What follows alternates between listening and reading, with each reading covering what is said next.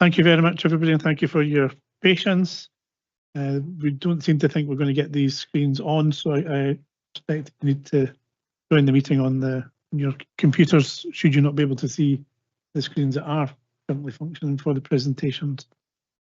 Obviously, those online, you're not affected by this unless you have a power cut in the house.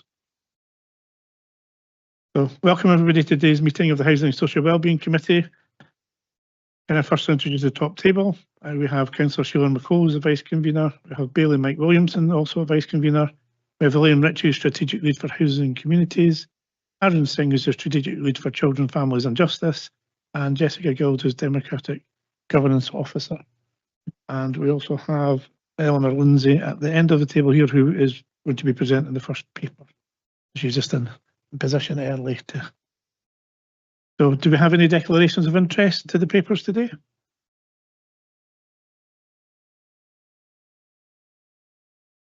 See nothing in the room and nothing online.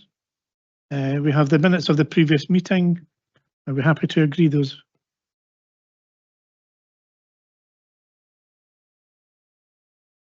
Convener. Yes. Or have you taken apologies?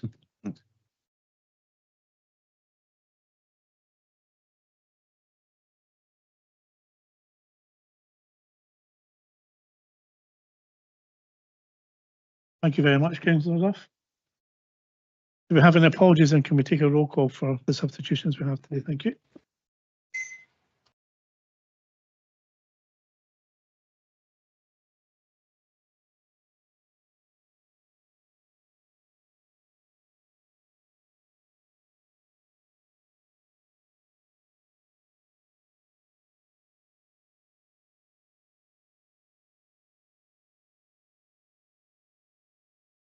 Bailey Brock, can you hear me online? Yes, I can hear you. Thank you. And Councillor James? Yeah, I can hear you as well, Jess. Thanks. Thank you. All other members are in the chambers. Thank you very much. Did we agree the previous minute? I think we did, and there was nothing online to anybody else or anything. That takes us to outstanding business statement. Do we have any issues that anybody would wish to raise?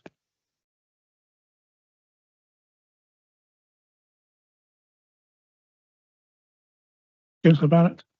Thanks, Convener. Do we have any revised action expected completion date for items 50 and 53, which were November last year, but seem to be ongoing still? Not at the moment, but I will find out and I'll update that. Thank you very much. Are we happy to remove the items that are down as completed and get that update? Thank you very much. I will move to item 5, so I will hand over to Bailey Williamson to take items 5 and 6 on our agenda today. Thank you, Convener. Could I please ask Eleanor Lindsay, Community Justice Improvement Team Leader, to introduce the report and deliver the presentation? Can you hear me okay? Yep. Okay. Thank you for the opportunity to introduce the... Oh, sorry. I'll just wait for the presentation to load. Sorry.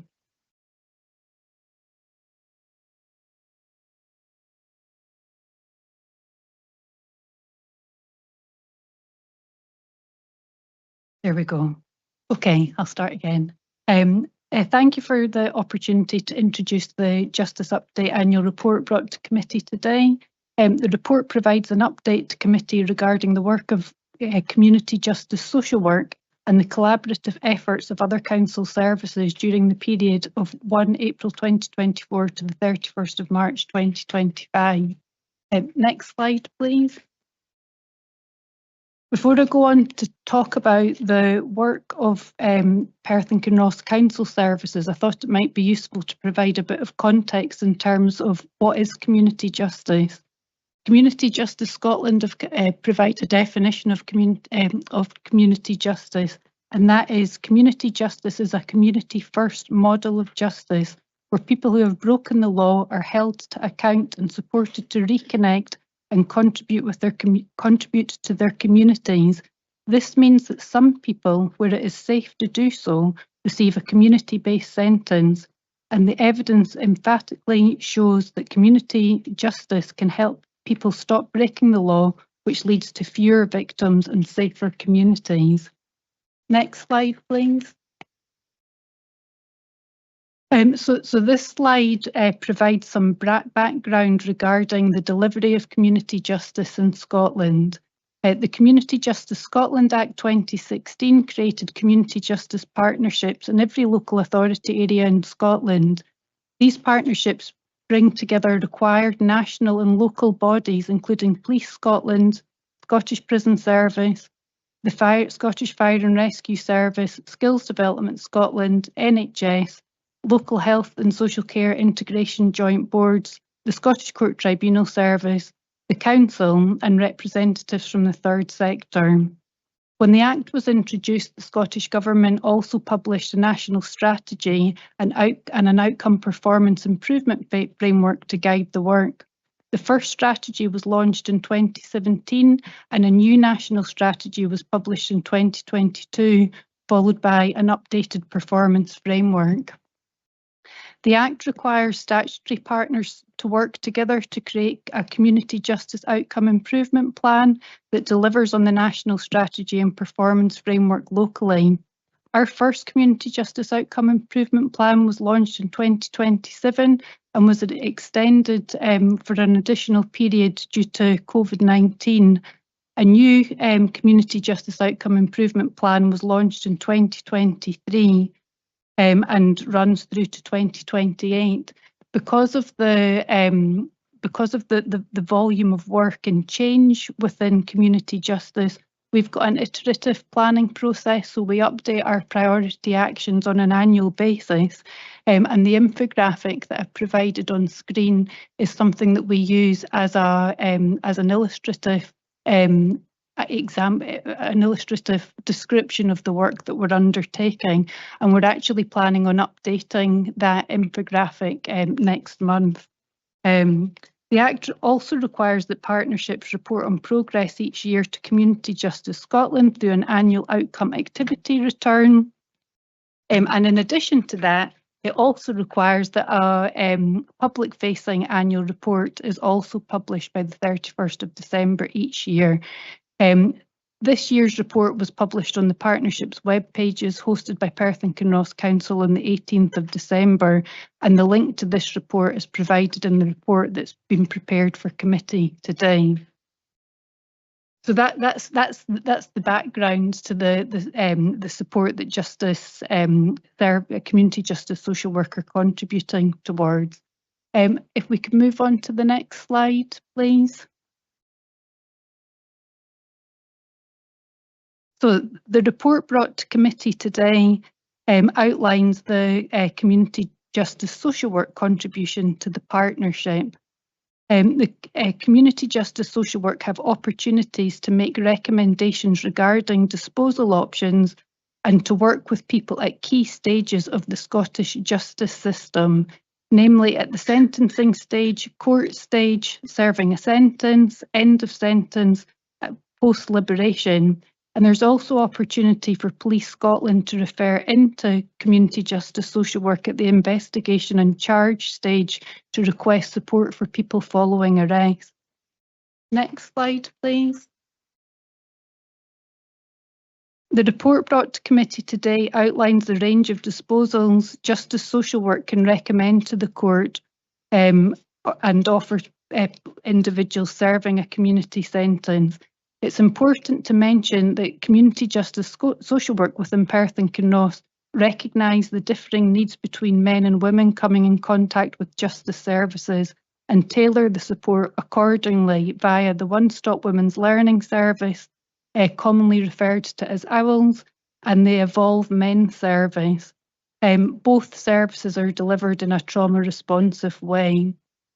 In relation to the options available, we've got bail supervision, which offers a direct alternative to remand. It helps reduce reoffending by supporting people to change their behaviour and deal with issues in their lives while awaiting their case to be heard.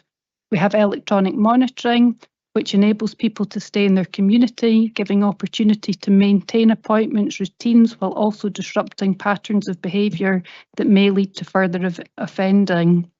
We have diversion from prosecution, which provides quick support to help stop offending at an early opportunity to root the person out of the justice system. The person does not receive a criminal conviction for the alleged offence, which can help them in the future when applying for jobs. We've got Right Track, which is also known as structured deferred sentence, which gives young people a structured support before they are sentenced. It helps them stabilise their lives, reduce chaos and develop healthier routines. This allows courts to use custody only when absolutely necessary. We've also got community payback orders, which can be supervision and programme work, and also community payback orders with unpaid work. This will be covered in greater depth during the Community Payback Order Annual Report agenda item, so I'll not go into a lot of detail about that, other than to mention that unpaid work is arguably the most visible of all of the disposals and the easiest to argue due to its clear benefits to communities. It's an area of community justice that the public understand and support. And lastly, we've also got through care support available to Perth and Kinross residents leaving prison on both statutory and a voluntary basis, and I'll talk a bit more about that on the next slide. We can move on to that. So we've got several tests of change that have been running locally to support Perth and Kinross residents in contact with justice, that have been led by community justice social work in collaboration with other council services and the third sector. The first one is the Complex Needs Project, which began in 2022 and supports people with multiple and complex needs. This is achieved by an assertive outreach offer and by coordinating support. Referrals were initially received for Perth and Kinross residents processed by police colleagues at Bell Street Station in Dundee, and the referral route has grown now and includes referrals from non-fatal overdose meetings, bail officers, remand support, and support support for people leaving prison from a short-term sentence. The project works closely with housing services and third sector organisations to ensure vulnerable people receive a coordinated support offer. The learning from this project to date has highlighted that people leaving custody, being released from remand or finishing a prison sentence often need very similar types of support. The common requests have been in relation to housing, health, and integrating into the local community. The second test of change has been the prison release coordination work. A significant amount of work has taken place within Perth and Kinross to strengthen the support offer available to people released from prison. Work initially commenced prior to COVID-19 with a focus on improving information sharing between prison and housing services to reduce homelessness risk. The work continued throughout the pandemic. In 2022-23, a voluntary through care coordination pilot was introduced using an opt-out approach to ensure more individuals automatically receive support. Initially implemented for Perth and Kinross residents within HMP Perth and Glenorchy, the model expanded in 2024 to cover all Perth and Kinross residents, including those eligible for emergency early release during June-July 2025. Alongside this, tests of change were implemented to enable GP registration and engagement with housing services prior to release. The relationship with housing has enabled the development of sustainable housing pathways, even under significant operational pressures such as the housing emergency and linked to emergency early release. The GP registration work has enabled the development of consistent GP registration pathway for Perth and Kinross residents being released from a sentence. Learning from the GP registration work was shared with Scottish Government to help inform the NHS circular developed for health boards. Scottish Government officials have also sought further information on the wider coordination approach that we've been using locally with a view to featuring Perth and Kinross as a best practice example in the updated National Through Care Guidance. The prison release coordination work has improved consistency, reduced barriers, strengthened partnership working, and enhanced reintegration outcomes. Individuals report feeling well supported. More recently, those three tests of change have come together to bring a more consistent whole system approach. And the last test of change to mention is the Child Impact Assessment Project, which supports children and young people who have a family member involved in the justice system. These children often report to feeling not seen, not heard, despite not being guilty. Perth and Kinross Council and Families Outside receive funding from Scottish Government UNCRC Fund to change this. The project ran from October 2023 to December 2024, and work to ensure these children are seen, heard and supported took place. This involved multi-agency awareness raising and embedding a child impact assessment toolkit into core processes. This is now the largest pilot of its kind in Scotland. Throughout 2024, the project delivered training and developed new resources to help staff use the toolkit effectively. These resources are all available on the Council's website, including a short video created by Families Outside as part of the project, which provide more detail regarding parental and sibling contact with the justice system on young people. A real positive outcome of the work is the establishment of peer support groups at now 2 Perth and Kinross Council secondary schools. One of the other resources that was developed that I've brought that everybody can have is a fold-out business card that is available to people following release that the police have access to, that outlines a range of supports that are available to people who have been arrested and also for families who have been impacted by arrest. Next slide, please. I think that's my last slide as well. So I hope I've been able to provide some context regarding the report brought to committee today, along with highlighting some examples of the creative practice taking place locally. And I'd be happy to answer any questions that members may have. Thank you, Eleanor. Do members have any questions on the report or presentation? I'll maybe start. I have one. Eleanor, you mentioned there about the child impact assessment. I just wondered, is there any work done with the education team to support those impact assessments within the school establishment? So, one of the things that I'd mentioned at the start of the presentation of this is the report highlights the work of Justice Social Work Services alongside other council services, and in relation to the Child Impact Assessment Project, education have been a key partner in that. A host of training has been delivered to schools who are now going on to continue to deliver that training as part of in-service days. I think it's really positive that we've now got 2 peer support groups, and my intention, and I think the intention of the steering group, which continues to meet, is to build on the learning that we've got from those 2 peer support groups and look at how we can share that amongst the other schools.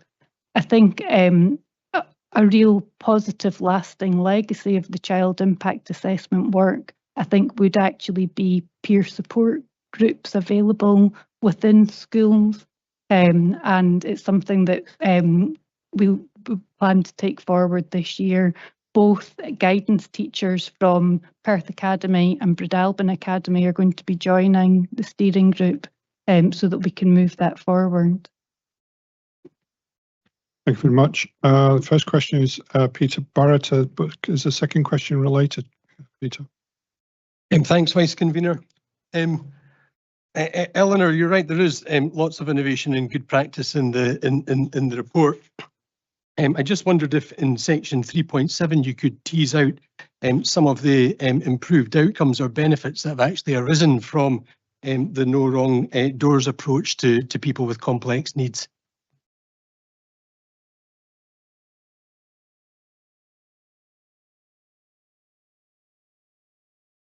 So, sorry.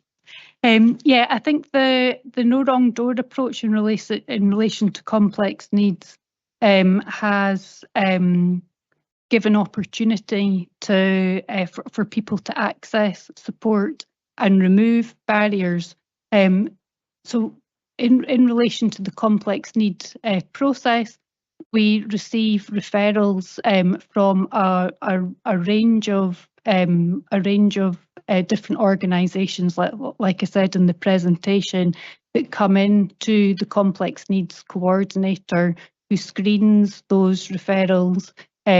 Will meet with people to discuss what it is that they are looking to achieve, and will identify the most suitable service for the person, and walk with them into that service.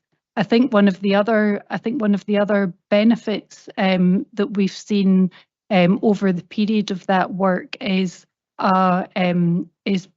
services and individual workers really taking ownership to support people. So when it's not always necessarily that services remit to provide support, they will continue to walk with the person until they can link them in to the correct service. And I think anecdotally, people are not having to tell their story as many times, but that's something that we're going to hopefully be able to evidence more over the next 12 months as we undertake an evaluation of the complex need work. Thank you. Councillor McPherson. Thank you, Vice Convener. My question relates to page 14 and the electronic monitoring. I was just wondering, do we have any statistics on how many individuals have been involved in the electronic monitoring programme and thus have been able to avoid being reprimanded? Remanded. I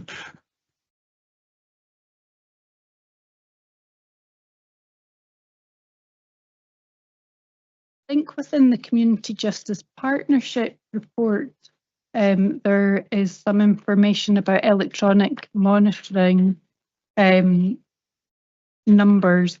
I think and I'm struggling to find the page.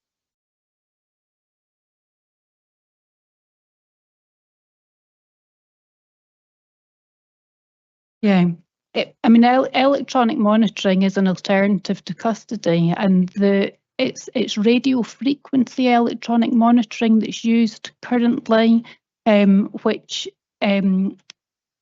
has some limitations. People with the radio frequency electronic monitoring, it's a device that shows proximity, the person's proximity to the device, as opposed to GPS actually being able to give the location of the individual. So electronic monitoring currently is probably not used as frequently as it might be if it had the GPS capability. So the numbers within electronic monitoring aren't huge currently. But there is work taking place with the Scottish Government currently looking at GPS function and what could be used to increase the use of electronic monitoring going forward. And is that like a resource issue in terms of the money being made available? Because presumably, with the pressures that are on the prison service in terms of places there, then this is obviously could be a positive factor on that.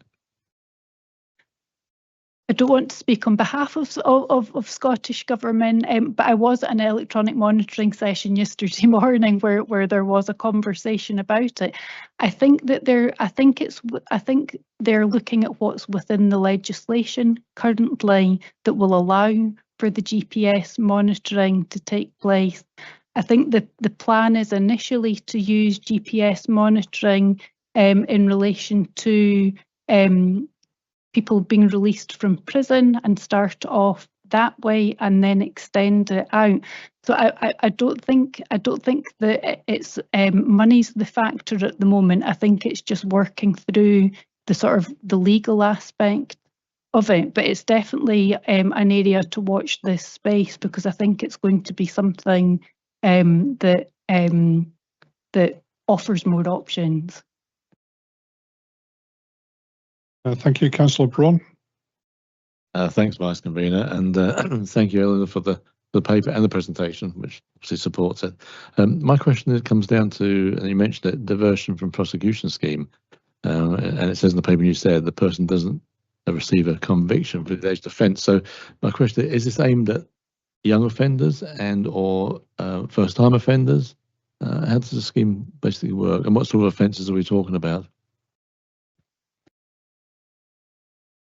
So diversion from prosecution is probably more commonly used with young people, but it's not always just young people. It tends to be people who are early in their offending behaviour, and it's designed to really root people out of the justice system at the earliest opportunity. And it's lower level offending. So when somebody commits an offence, they're referred to the Procurator Fiscal Service. That goes to a national case marking team who determine somebody's whether they think that somebody might be suitable for diversion. And they then refer through to Justice Social Work, who undertake further assessments about somebody's suitability. And it's really looking again, is there an unmet need that's linked to that offending behaviour, that if we meet the unmet need, does that resolve the person's issue and help them on a more positive path?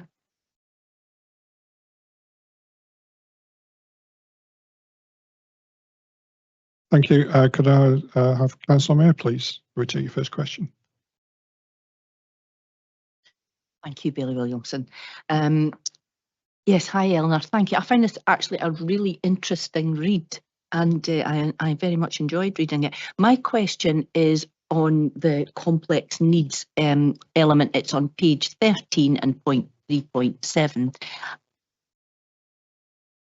And it was the paragraph where you said learning from complex needs project has highlighted blah, blah, blah, with the most common requests for support being.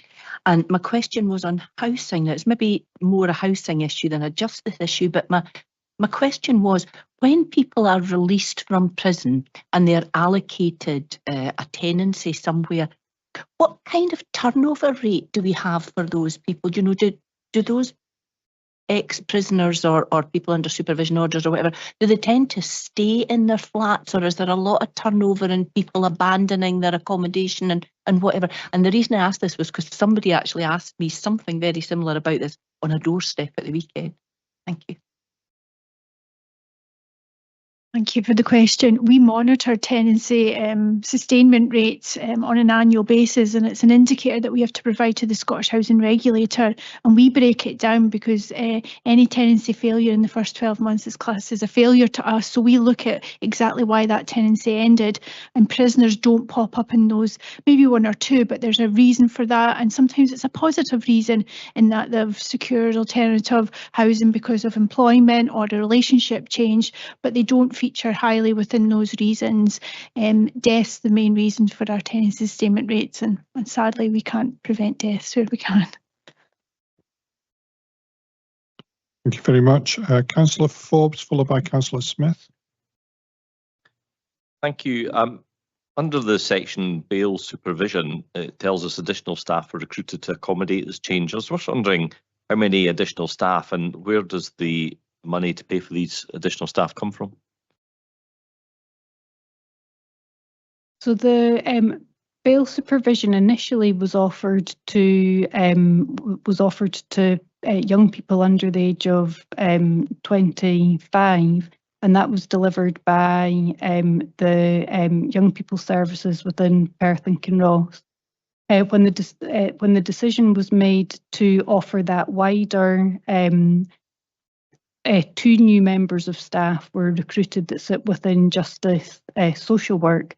And initially, and Nicola might correct me if I get this wrong, but initially the Scottish Government funded justice services for bail supervision assessments completed, and over time have mainstreamed the funding into our Section 27 grant. Nicola's nodding, so I've got that right. Hopefully that answers your question.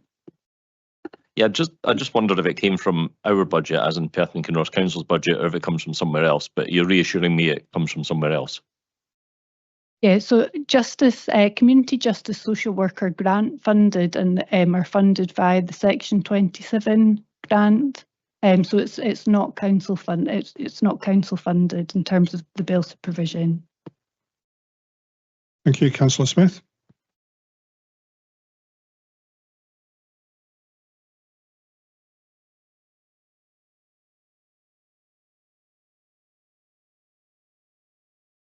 Ah, there we go. Start again. Right? I would just like.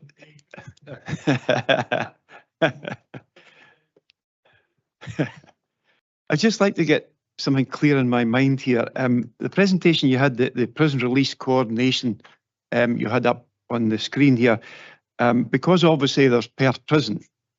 If someone comes out from Perth Prison and they're a Perth and Kinross citizen, and we will then look after them, okay?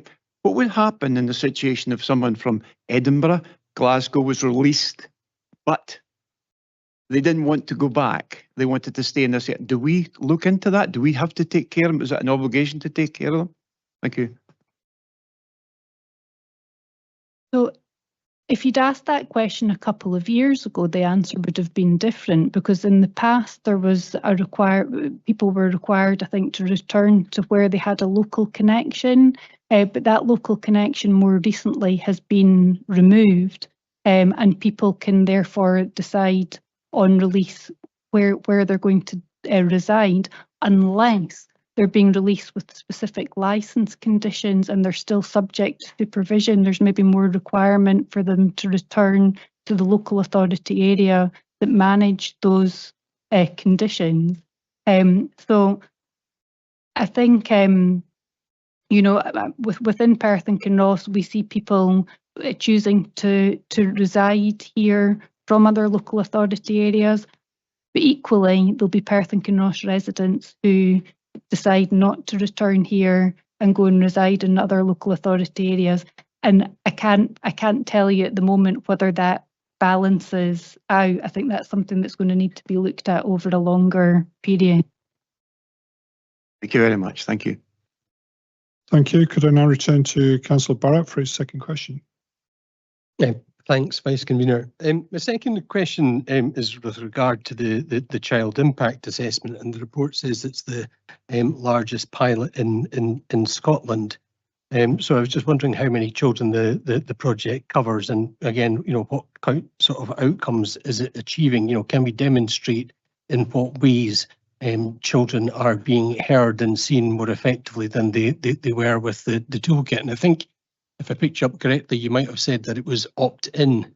And if it is an opt-in assessment, you know, how are we ensuring that we're deploying it to maximum effect if it's the child's decision? You know, it could be a great toolkit, but it's not getting deployed as often as it could. So yeah, it's a non-statutory offer to children and young people. It's something that, when I say that we're the largest pilot within Scotland, it's because of the approach that we've taken to educating people, services on a widespread basis of the impact of parental and sibling contact with the justice system. So the real hope has been that through raising awareness and upskilling the workforce on a multi-agency basis, that any child could voice that they are, that they are struggling with parental or sibling contact with the justice system, and that would trigger not even necessarily the offer of a child impact assessment, but just the offer of a conversation of what does this mean to you? So in terms of how many children are accessing this, I can't answer that currently because it's multi-agency. There's not a one recording system. I do have a survey out to schools at the moment, however, to ask, because I think schools are really central in this. And I've got a survey out to schools currently asking them about their awareness of the toolkit, about their use of the toolkit. And my hope is that with now having a second peer support group coming online, that this opens up a dialogue about the peer support groups, which I think ultimately will sit more centrally to delivering this offer to children and young people than the toolkit itself, if that makes sense. And just to follow up on that, I mean, I noticed that I think there was an issue with resources which ran out. So I'd just be keen, and I'm not trying to obsess with numbers, but if resources are an issue, then numbers tend to be what back up councillors' decisions to put more resource into something. So I wouldn't want a really good initiative to get lost because of lack of resource. So. What I would say about the child impact assessments is this is by no means an additional ask to any of the services that are working with the public. The toolkit really is just another tool that professionals can use. The reason that we did widespread multi-agency training is supporting children and young people within Perth and Kinross is everybody's responsibility. So we've got these that the police can hand out that give information about child impact assessments. I've explained to the police that I would never be expecting a police officer that's arrested a parent or a sibling to then be going in and saying, and would you like me to complete a child impact assessment with you? Because that's not going to be the case, but they can leave information that a child or a family that can then speak to a service that they are supported by and get the support that way. So we've done a lot of work to try and make this self-sufficient, so to speak. And one of the pieces of work that we got families outside to do ahead of, during the funded period, was to create a short training video that's available on our web page, or when I say web page, the Perth and Kinross Council pages that are focused on child impact assessment, so that we can keep that message alive and keep sharing that with schools and other services that can support young people. Thank you. Councillor Forbes, could we have your second question, please? I'm a big fan of the unpaid work. I think you said yourself it's something that's visible. People can see the benefit of it happening. So I'm a big fan of that. And I'm pleased that you referenced that, and you referenced the fact that the people who do it are learning new skills. So it led me to wonder, do any of them go on to get careers? You've specifically mentioned, I think, telehandling and forklift driving. So do we have numbers on people who would progress and actually get a job as a result of the work that they've done on the unpaid work scheme? I think what I'll do is let my colleague Roddy, who's at the back of the room, answer that question, because I think he'll be able to give you a fuller response than I can. Yeah, that's one of the things that we're looking to develop next year, is to do some follow-up on these kinds of things, because it's not an immediate employment. We're looking at developing some work with local employers to see if we can develop pathways what we've come to realise, it's not quite as simple as just giving somebody a qualification. They need support when they get into the workplace to overcome the obstacles, which might be relatively straightforward to somebody who's been used to being in employment. But when you've been unemployed for a long time, some challenges need to be addressed, both with the employer and also with the potential employee. So we're trying to get that established, and also to go back maybe a year later, sit down with people, say, well, how did the training go? What did you get from it? Because whilst it builds confidence, it doesn't necessarily guarantee people a job. So that's work in progress with the local employability partnership. Thanks, Roddy. I'm really pleased to hear that that's on your radar. Do you think that's something that we may see if this report comes back to us in a year's time? We might see some statistics on what you've just outlined for us.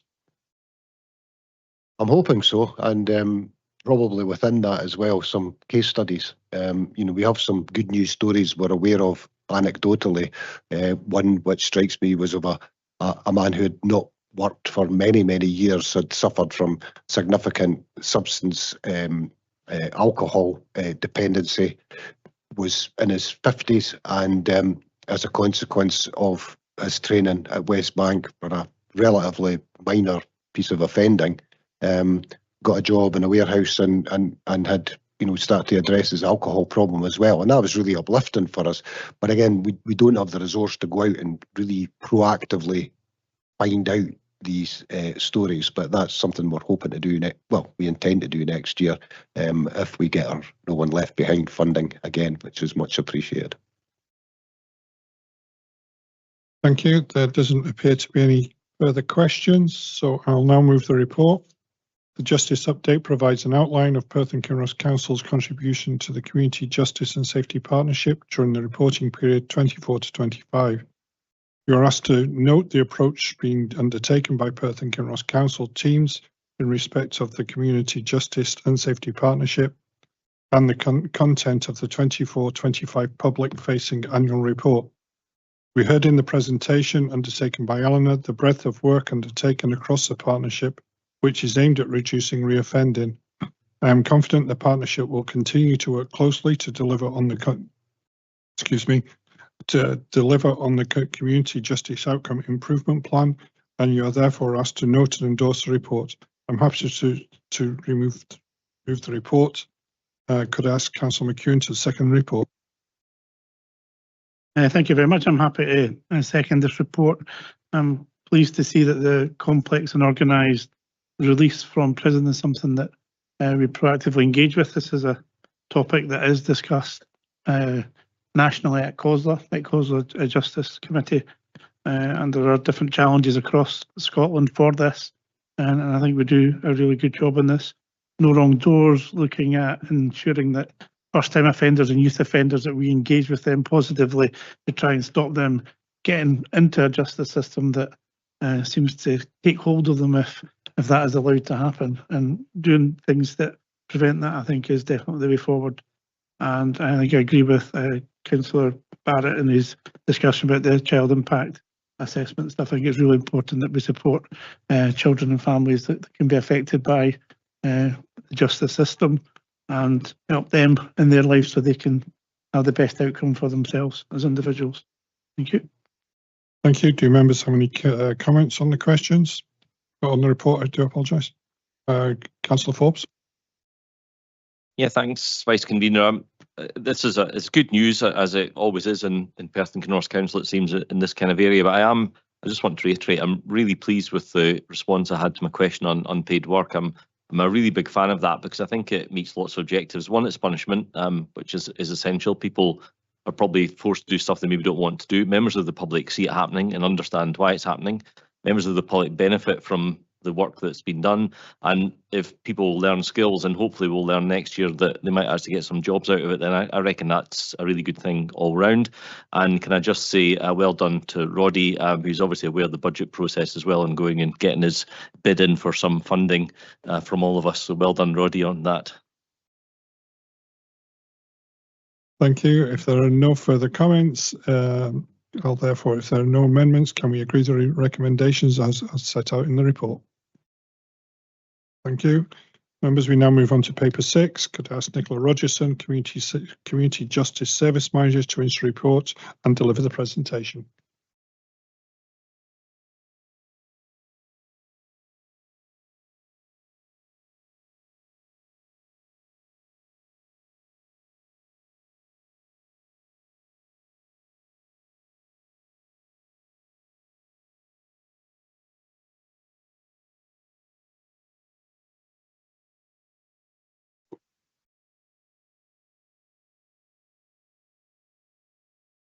Thank you for the opportunity to introduce the Community Payback Order Annual Report for 2024-25, which was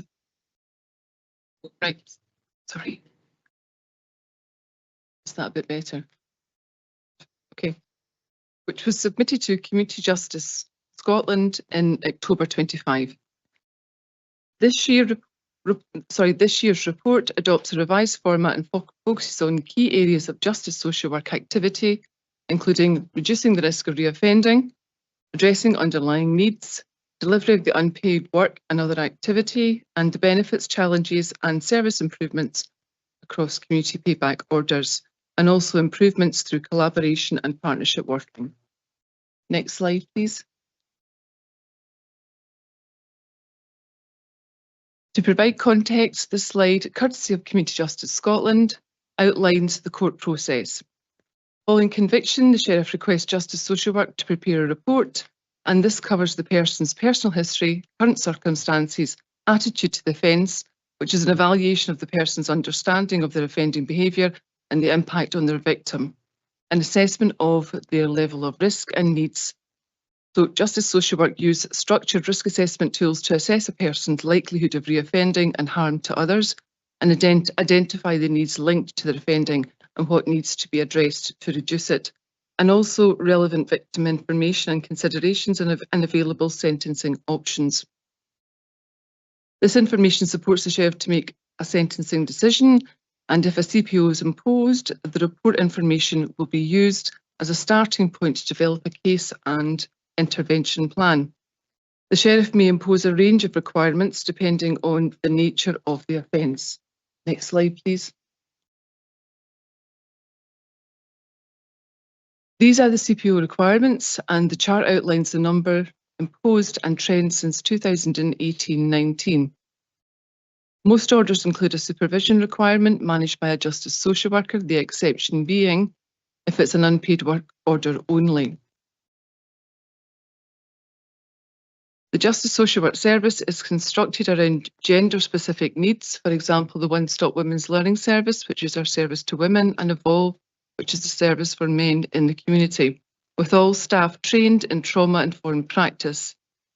This enables them to understand diverse and complex needs, build trusting relationships, develop a personalised risk and case management plan, and identify and support underlying needs, and help support order compliance. Supervision and unpaid orders remain the most common requirements. Both have increased this year, which is thought to be linked to the courts addressing their backlog of cases. Meetings are further planned with the local sheriffs to explore this trend. Although the majority of orders remain below pre-pandemic levels, the hours imposed have increased slightly. It's difficult to determine the specific reason for this, but it may reflect the growing complexity and needs of our service users. The initial case examples in the annual report highlight the work on reducing reoffending and addressing underlying needs. In summary, these have been poor mental health, substance use, past trauma, and financial hardship. These often contribute to offending and affects a person's ability to engage. Stabilising these needs is essential to reducing the risk and meeting the requirements of the order. Our mentoring service is commissioned and delivered by the Tayside Council on Alcohol. They deliver specific motivational work and practical assistance. In the case example in the report, they worked alongside the integrated drug and alcohol team to support the service user through detoxification, attending appointments and improving their physical and emotional well-being. The report also outlines benefits and challenges across other CPO requirements. They're illustrated as well by case examples, and I'll summarise the main points of each one.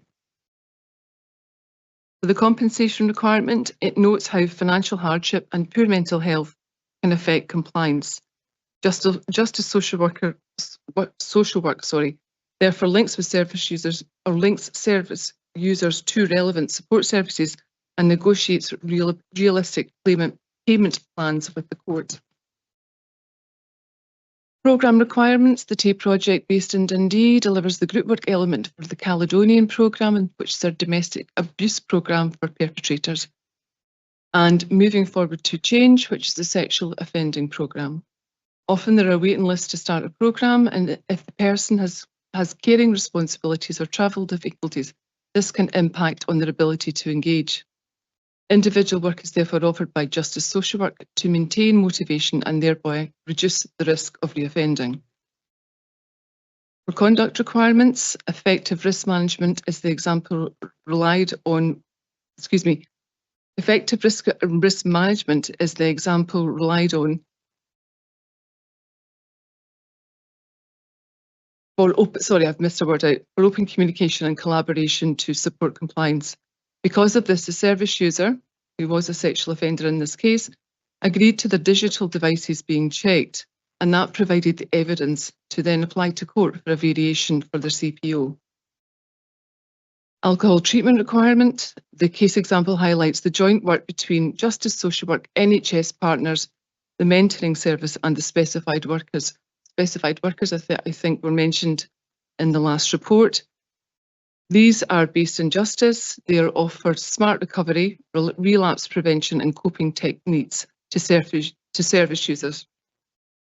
The benefit of the multi-agency approach has resulted in detoxification and reduced alcohol use, improved mental health and physical health, improved financial circumstances. In this particular case, it concerned rent arrears, and problem-solving skills, and putting in place a better social routine.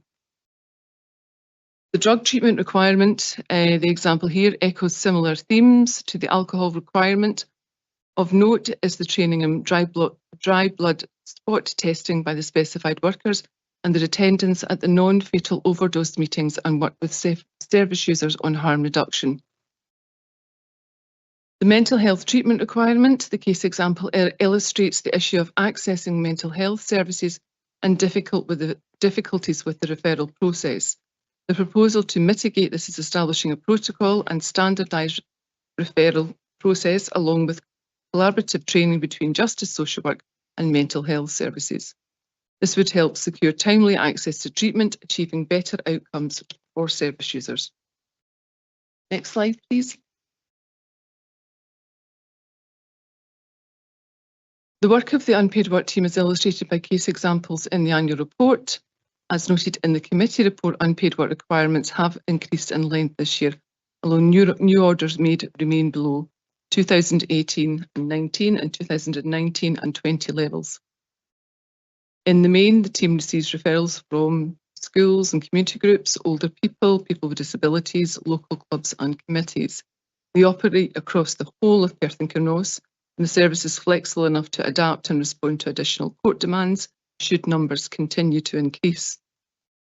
The team regularly monitors its capacity and reviews the delivery model. This ensures they can meet community needs and provide appropriate opportunities for all recipients. Considering the feedback, the unpaid work team has a strong reputation and demands consistently exceed capacity. While this creates a waiting list, investment in staff and equipment has strengthened productivity and service delivery. New slide, please. As noted from the graph, which is also in the annual report, the feedback from unpaid work service users demonstrates their positive experience. The feedback is gathered at the end of their order, along with comments. These note that service users felt it had helped reduce their offending, improve their mental health, and helped establish a routine and a sense of purpose. Beneficiaries of unpaid work also value the work completed by the team, noting the positive contribution it had made. on their circumstances and wider community. Examples of these and comments are illustrated in the report. Other activity, which is 30 hours or 30% of an order, whichever is less, is person-centred and aims to improve employability through counselling, education, training and life skills development.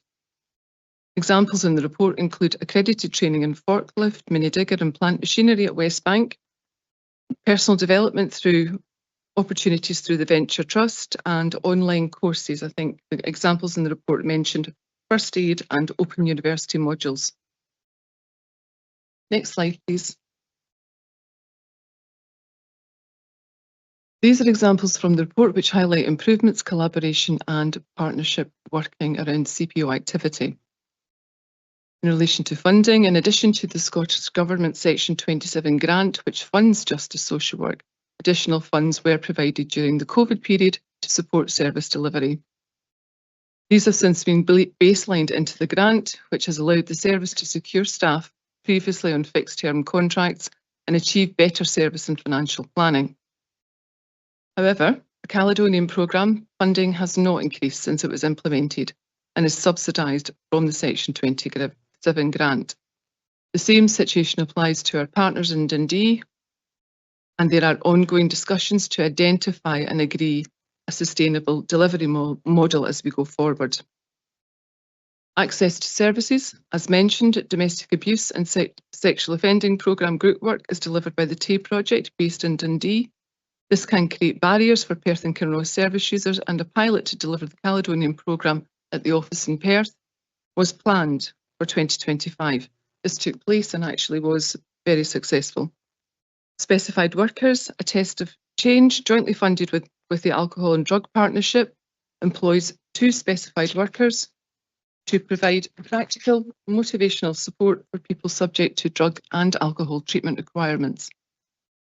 This approach has been more effective and person-centred than the traditional drug treatment and testing orders. It has also supported greater access to NHS multidisciplinary meetings and testing alongside mentoring. An evaluation of this is planned in 2026. Connector is a trauma-responsive group work programme for men. The programme was trialled in 2023 with 2 further cohorts delivered in 2024. Following a positive evaluation and staff training, it is now being made available to all men in the service. The supportive outcome tool is about Wellbeing Wheels. It's an outcome tool which supports people to identify their priorities, set goals, and tracks personal changes throughout the order. The tool is in a visual format and helps show progress and maintain the service users' motivation and engagement. Expanding of unpaid work opportunities followed a discussion with the local sheriffs about alternative options for service users unable to undertake traditional unpaid work. These include partnership opportunities with local businesses and charities. A current example is producing reusable sandwich bags with a local social enterprise. Multi-agency partnerships. Justice Social Work continues to work closely with several justice partners. These relationships have helped shape our service and respond to changing legislation, national policy, developments and societal change. As mentioned in the Justice Update report, through the Perth and Kinross Community Justice and Safety Partnership, it has helped us develop collaborative approaches, joint training opportunities and ways of working. Next slide, please. I hope this provides a summary of the Community Payback Annual Report for 2024-25, and I would be happy to answer any questions. Do members have any questions? Nicola?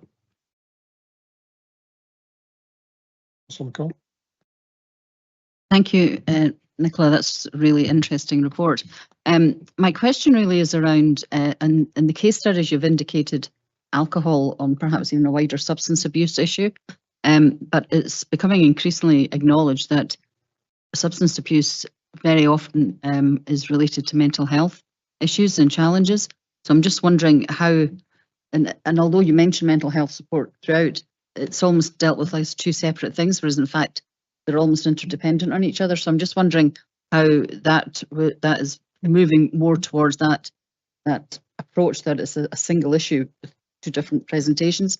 But crucially, and the second part of my question is, how do we make sure that the handover into when they finish the community payback order, that the support from either mental health services or alcohol and drug services continue?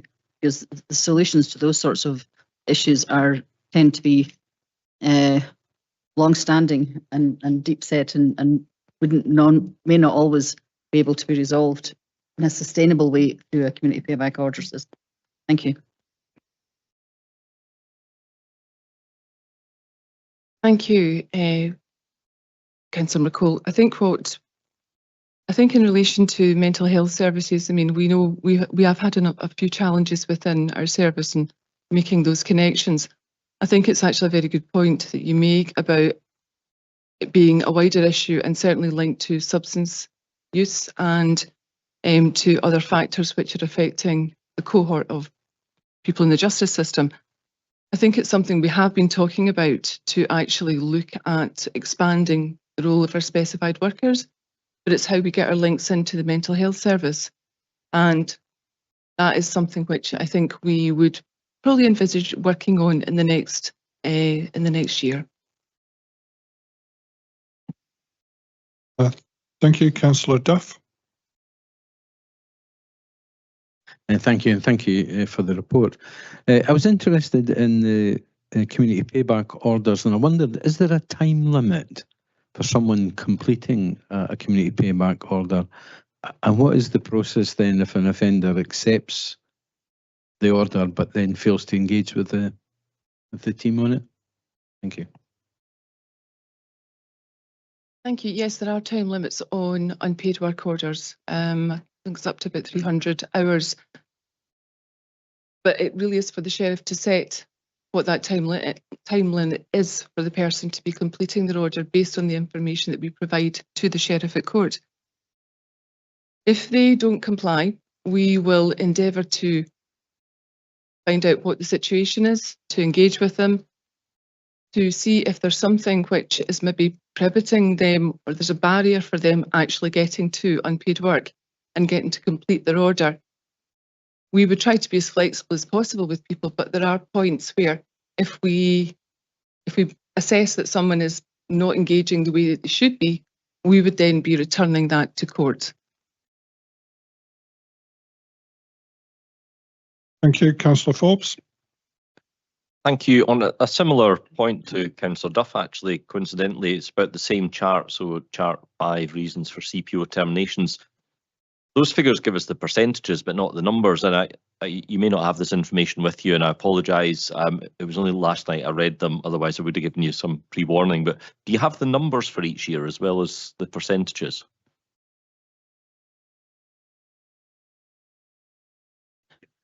Unfortunately, I don't have them with me today, but we could certainly provide them, certainly after committee.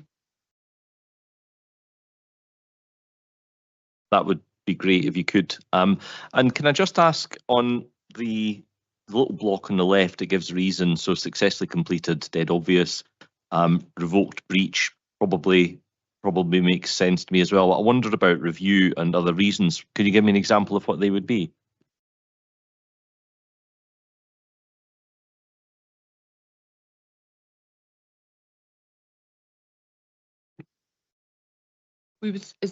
Apologies, may I just clarify, is that orders back to court? Oh, sorry. No, down the bottom left of that graph, it says revoked, review, revoked, breach. I just wondered if you could give me a flavour of what a reason might be for a review or a reason might be for a breach. I mean, I'm guessing a breach would be they just don't turn up, but I wonder if it's a bit more complicated than that. And if you don't have it to hand, it's completely fine. I appreciate I should have given you advance warning. I think if we're returning something to court, it's because circumstances have changed, the level of risk might have changed, which actually is impeding them or is affecting their ability to complete their order. So that would be why we would ask for that to go back and be reviewed by the sheriff, because the sheriff may then decide or choose to vary that order, which might put further conditions in place to support that person. Because if they were to, shall we say, there is a potential if someone was at court and they are breaching their order, that then the sheriff may decide to make a decision on custody, which we certainly wouldn't want that to happen if we could avoid that if possible. Reason being is we would like to give people the opportunity to be able to complete their order within the community, but not at the risk of, increasing that risk of their potential to reoffend, harm themselves or harm other people. Thank you, Councillor Mayor. Thank you, Vice Convener. And Nicola, I'm afraid Councillor Duff stole the first part of my two-part question, so you're just getting the very short tail end of it, which is, can you please tell us if somebody has breached their CPO and it has been revoked, does that then preclude them from ever having a community payback order as a sentence in the future, or is that still an option should they offend again in the future? Thanks. If they were to offend again in the future, obviously it depends what the circumstances of the revoke, of what was of it being revoked originally, and what had happened in those circumstances. But if someone were to go and commit a further offence at a later date, then it would be considered. And what the sheriff would have all that background information, plus they'd also have what the new offence is, so they could make a decision. It shouldn't preclude them from having unpaid work again, because that is a direct alternative to custody. So it wouldn't bar them from that option.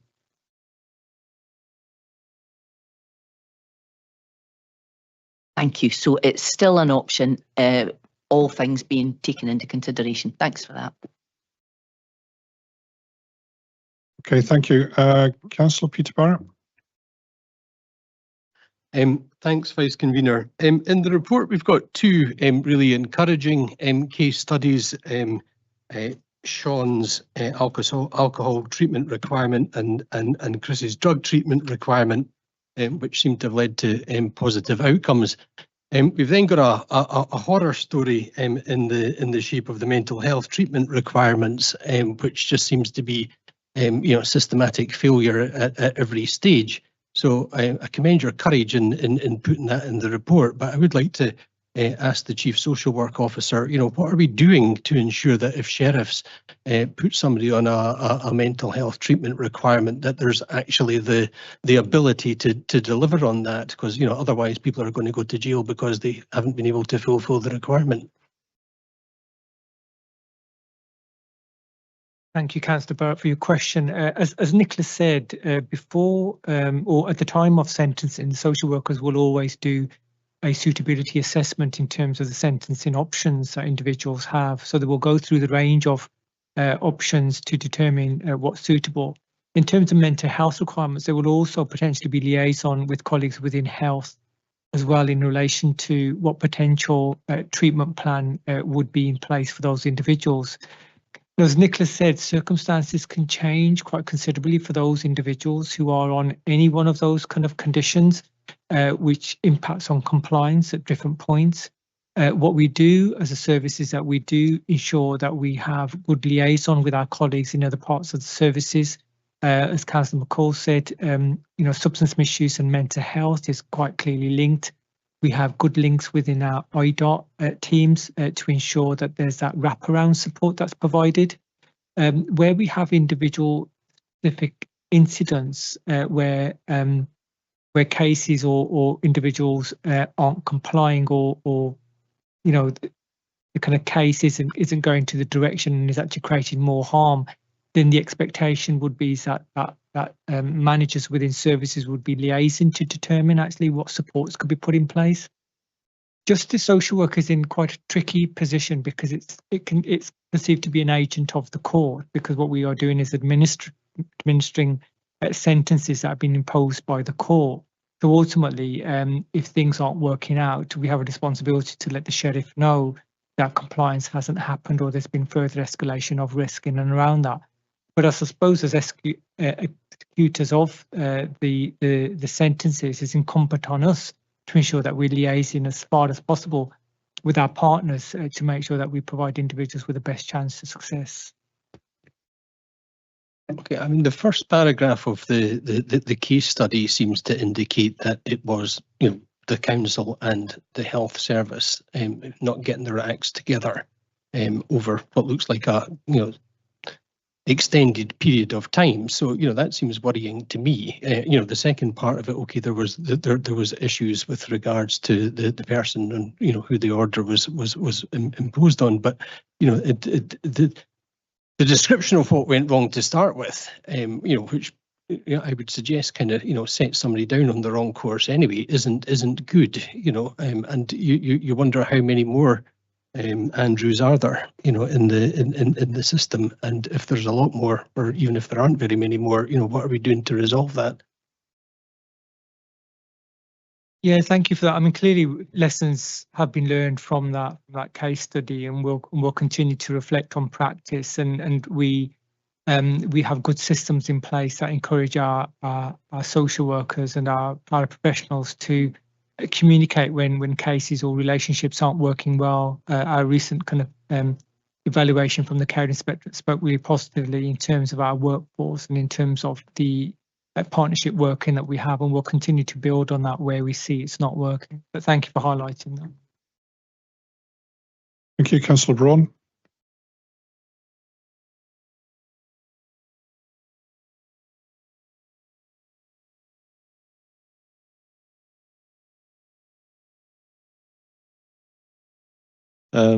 Thanks, Vice Convener, and thank you, Nicola, for the paper and the presentation again.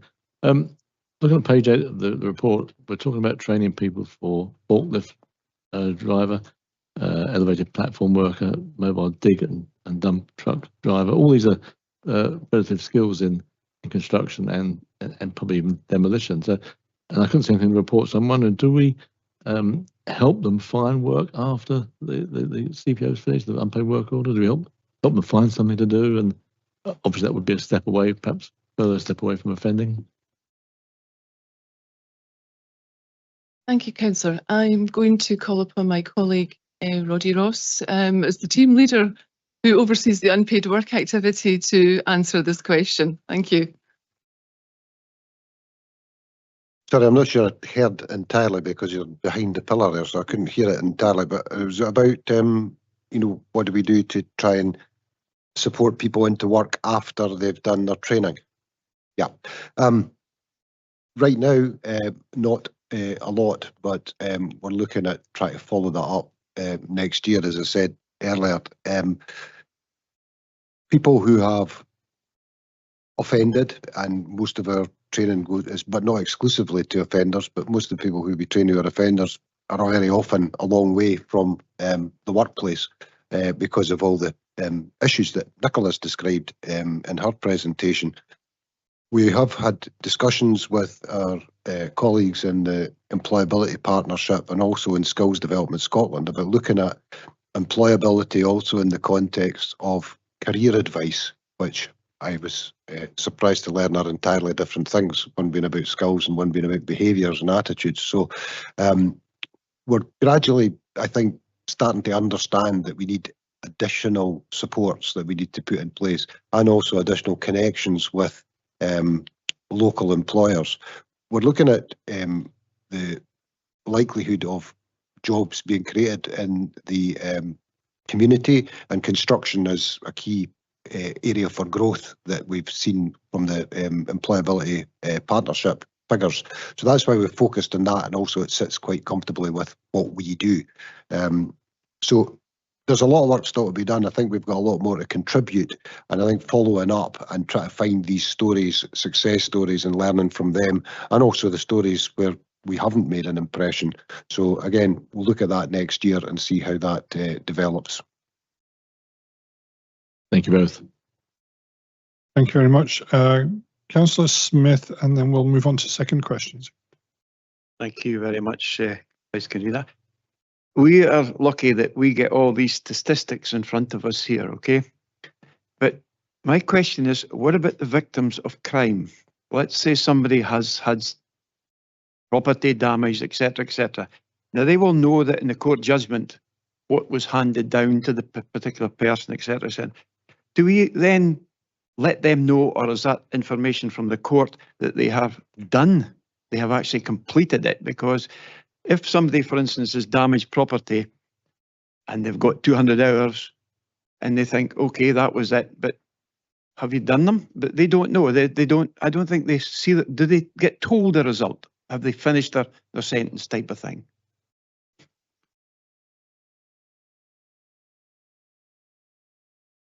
That we would not be sharing that type of information with the person who was the victim.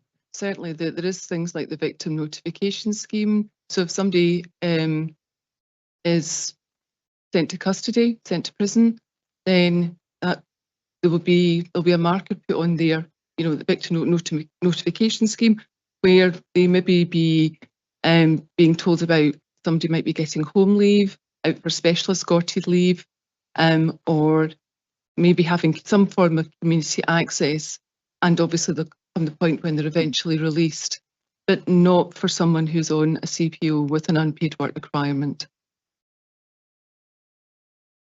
Thank you. Thank you. Councillor Duff, followed by Councillor Mayor. Oh, yeah, thank you. Thanks very much. I'm interested in the details around about the unpaid work team, and there's some interesting and helpful case studies in there. But just wondered if you could explain to us or remind us what the process is for requesting the assistance of the unpaid work team, and also, you know, where can these requests come from? Thank you. Thank you, Councillor. Again, I am going to direct this to my colleague, Roddy Ross, who will probably give you a more accurate answer than I could. They can come from pretty much anywhere. We have a very wide definition of community benefit. So a lot comes from other council services, from social work, from housing, where it benefits, you know, get a quick turnover, which will benefit a client to get them into their home or another home really quickly. We do a lot of work for community councils. It comes through elected members. Members of the public can also ask us to carry out work. So there's, if they go onto our the council website and search for unpaid work, it'll take them to a form which they can just fill in and ask us. Process after that would be we'd make an evaluation to make sure that it was, you know, it's not just somebody asking to get their garden done. There's a genuine need and an inability of somebody to well, get on with them themselves. But we have a really wide view of community benefit. And the only restriction is that it's not putting anybody else out of business. But for most of the things that people are asking us to do, there really isn't competition, and we're not providing competition. So sports clubs, pavilions, garden cleanups, litter picks, everything, you know, and when we're in any kind of gap, we look at graffiti, cleaning up graffiti, which is coming through community safety or waste services, and of course also the much maligned and much disliked cleaning up chewing gum in the city centre of the pedestrian precinct. So all that stuff goes, we're open to pretty much everything, and our default position is yes, unless there's a very specific reason why we can't do it. Those might be health and safety. We don't work in water specifically, so that's been a big question around about the Lade. We can't put our clients into the Lade. Also road verges, unless they're very wide verges, because there's obviously a danger there if we need, and a complexity if we need stop-go boards, all that kind of stuff. But generally, yes will be the answer. Thank you, Roddy. Colin, I do apologise. Could I take your first question? Thanks very much, Vice Convener. I want to return to the question that Councillor Barrett asked. On rereading this case study of Andrew and the mental health treatment requirement, there are suggested improvements. I wonder whether we could just get confirmation whether any of them are actually in place. So first paragraph says, suggested the benefit of appointing a designated liaison professional within mental health services to support MHTR cases. Second paragraph says the circumstances indicated the need for protocols to be established which recognised MHTRs as valid pathways for continuing treatment, regardless of geographic location. And then the last paragraph there, sorry, we're on page 44 of the report, or 16 of the, sorry, page 44 of the document pack, page 16 of the report. And then the last paragraph at the top, the next page says, standardised referral processes and collaborative training between justice, social work and mental health may help ensure that the MHTRs are imposed and effectively implemented. So there's nothing there saying that any of these things have actually been done. I just wondered whether they had or not.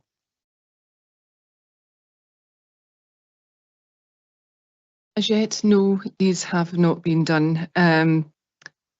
It's something which we are trying to take forward, so it's actually getting the correct person within mental health who we should speak to. It's something which I have received communication on, and I will be responding to that, because it would help to have someone appointed so we could have that liaison if possible. And certainly I think the joint training, understanding processes and having a specific referral route, particularly for mental health treatment requirements, would certainly improve the process, not only for ourselves, or I'm sure for mental health as well, but for the client, for the service user. So no, this is something which is still in process at this moment in time. Thanks. Okay, I absolutely see that that would be of benefit, and I think you pull that out in the text there about effectively implemented for the benefit of the individuals and the broader, as well as the staff having to navigate through this process. I would just be concerned that if Andrew's case study was in the 24-25 reporting year, and we've asked for a designated individual within mental health services in NHS Tayside, and we're almost at the end of the 25-26 reporting year, that's moving, progress there is moving glacially slowly. Thank you, Councillor. I think that's a very good point. I think there is a bit about also, we do understand that mental health services are under a tremendous amount of pressure, and we will try and look at options to actually manage that mental health treatment requirement. It was, and there have been issues certainly in the past with mental health, people who've got mental health issues. And I know what you mean about it moving very slowly, but actually trying to find out the correct person who I should be communicating with to actually make sure that we can work out what the protocols, etc., should be and find a way forward has been rather challenging. Councillor McCall. Sorry, this is more of a comment, but I take your point, Councillor Stewart, and I, as a member of the NHS Tayside Board, I'm quite happy to speak to officers and raise it with the chair the next time we meet, which will be sometime, will be in the next 2 weeks, and ask the question directly of the chair of the NHS Board if that would help for officers. Thank you. Coming back to the second questions then, Angus Forbes, followed by Councillor Barrett. Thank you, Vice Convener. You mentioned in your comments the Caledonian programme, and you said that funding is not increased for that. I'm not familiar really with the Caledonian programme. Can you give me a very brief outline of what it is, where the funding comes from, and potentially why it's not being increased? And I think you mentioned that you're maybe looking at a more sustainable way of delivering that service. The Caledonian programme is the domestic abuse programme for domestic abuse perpetrators. It is quite a long course. We are in partnership with our colleagues in Dundee for that delivery, and that's where the Tay project is based, who have the specific group work facilitators that can deliver that programme. We were one of the original partnerships, as in ourselves in Dundee, that applied for Scottish Government funding. That funding, since we received it, has not increased, and obviously there's been costs which have increased over the last few years, not least staff salaries and different bits and pieces. So we have had to supplement some of that from our Section 27 funding. There is, but not in this reporting year, there have been other areas who maybe didn't do what we did and were one of the original pilots, and not pilots, sorry, one of the original partnerships to deliver that programme. There's been an allocation about May this year about Caledonian funding. Some local authorities have benefited from that, other local authorities have not. So we're in the position with Dundee where we're looking at a deficit in that budget.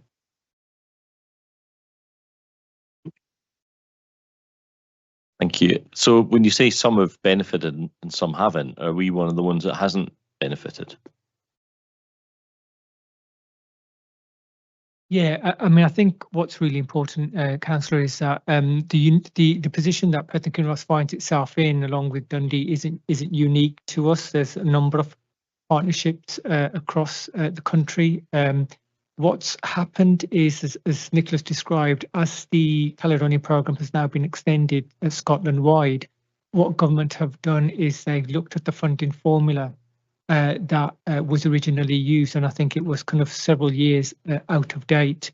So they've added more kind of matrices in terms of offending rates, conviction rates, etc. Quite a complex funding formula, and on the back of that, some partnerships have seen a significant increase to their allocations, some have seen a significant reduction, others have seen smaller reductions, and some have seen no change at all. From a Tayside perspective, we've seen a reduction in relation to that. However, our reduction means other areas have seen an increase in relation to their in terms of their data. So what we're doing at the moment is that we're in conversations with Dundee about looking at what's a sustainable model moving forward on the funding allocation that we do have to determine whether or not the current approach remains as is, or whether or not we need to look at doing something differently in the future. And would one of those options be that you just don't follow down the Caledonian programme and you deliver the same service using a completely different model between Perth and Kinross and Dundee? Is that one of your options? I think we need to follow that one through. I think there's risks that if you're not delivering the Caledonian programme, then you don't get the Caledonian monies. So we're trying to figure out what we can do with the available resources. But you're right, there might be a point where the position is no longer sustainable to deliver on a Tayside-wide basis, and then what that would look like. So we're exploring all options, but clearly we want to capitalise on the investment and the relationships that we've got with colleagues in Dundee. Thank you. And thanks, Mike. Paragraph 3.10 and chart 5 show trends in the community payback order terminations and the percentage of successful completions. The table doesn't tell us how we compare nationally, or whether that performance is kind of good, or how it compares nationally. And I also wonder, do we set targets for completion of community payback orders? And if we do, how did the 68% that we achieved in the last year compare to the target, and how does it compare to the national average?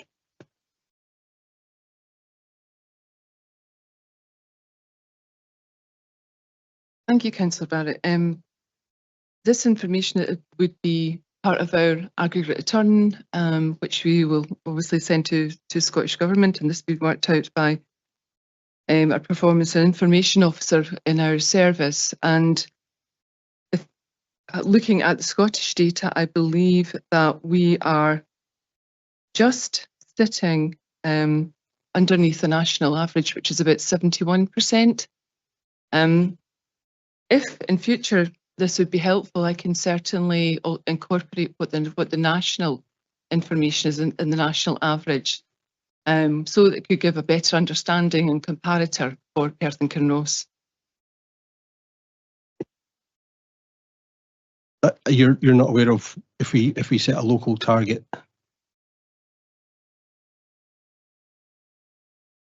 No, we don't set a local target. Thank you. Thank you. What looks like to be the final question, Claire McLaren. Thank you. I'm actually just going back to the question that Councillor Forbes raised, and you were speaking about the difference in funding of the Caledonian project. Could you maybe put some numbers behind that? It would be very interesting to get the feel of what the changes have been then in that financial funding for that, or do you maybe don't have them to hand?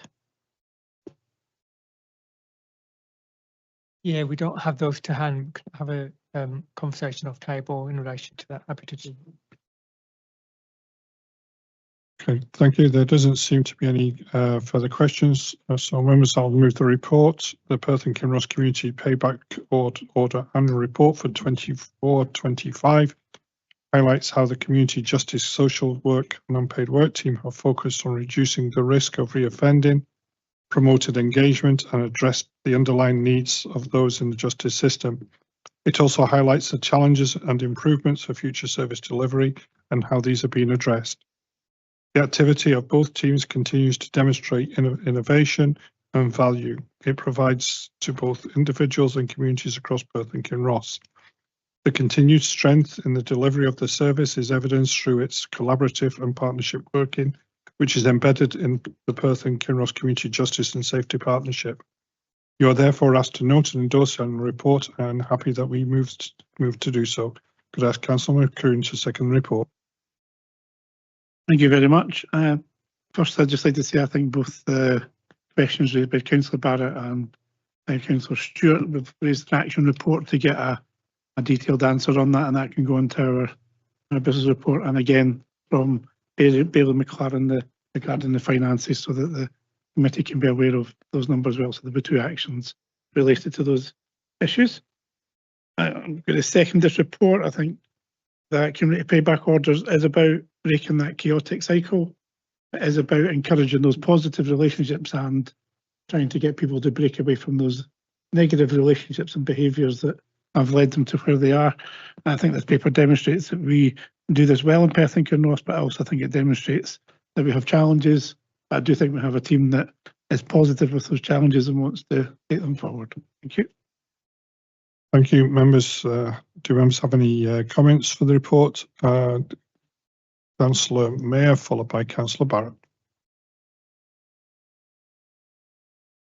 Thank you, Vice Convener. I would just like to say that in its previous incarnation, when they were called community service orders before community payback orders, a vulnerable elderly person who lives in my ward was allocated a gentleman to do some work in her house. And this was a long number of years ago now, and she was very vulnerable and elderly, and he was a pleasant and helpful individual. It's probably 10 years ago that this happened, and that chap still sends her a Christmas card every year with a little update of how his life has continued on since she knew him. And she really values that contact. And obviously he valued the opportunity to do that kind of work as an alternative to sentencing. And I think that's the kind of thing that we're talking about when you see on page 25, where you're saying it's the expectation is that the payback will be of benefit to the community. There is all kinds of tangible benefits to people getting a second chance. I was really lucky last summer to be invited by Neil Campbell to go along to the West Bank project, and I got a tour of the facilities. I got a really detailed breakdown of the kind of work that they do with the young, well, not always young people, with the offenders who pass through there. And I came away so impressed by that, and I absolutely would support anybody here who hasn't taken the opportunity to go along, visit the West Bank project and find out from Neil and his team what it is they're doing and how that changes people's lives. Really take the opportunity. It was a very, very worthwhile day out, and I think it's great work, and I commend Roddy and all of his team and everybody involved in the project. Thank you. Thank you. Councillor Barrett, followed by Councillor Ford. Thanks, Vice Convener. Firstly, I'd like to commend our officers on their foresight and initiative in ensuring that Perth and Kinross Council was one of the early adopters of the Caledonian project. And I think because of that, we benefited in the days when it was bid-based funding and project-based funding before it was kind of mainstreamed across Scotland by the Scottish Government and the formula applied. So, you know, I think that the council, in conjunction with Dundee, are doing sterling work to tackle violence against women and domestic abuse through the Caledonia project. It's not the only resource available or avenue available to work with perpetrators, but I think it has been publicly recognised as being extremely effective. So, you know, I would want our participation within that to continue. And it does seem to me that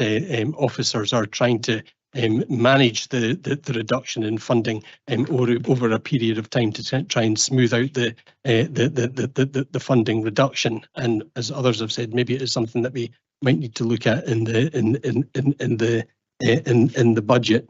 I think just to go back to the mental health treatment requirements, it does seem to me that with the Vice Convener of the Community Health Partnership and National NHS Teesside board member within this committee and the role of the Chief Social Work Officer, that we should have the calibre and status of people to try and seek a resolution with this urgently with NHS Teesside, and I hope that that is where we go from today. Thank you.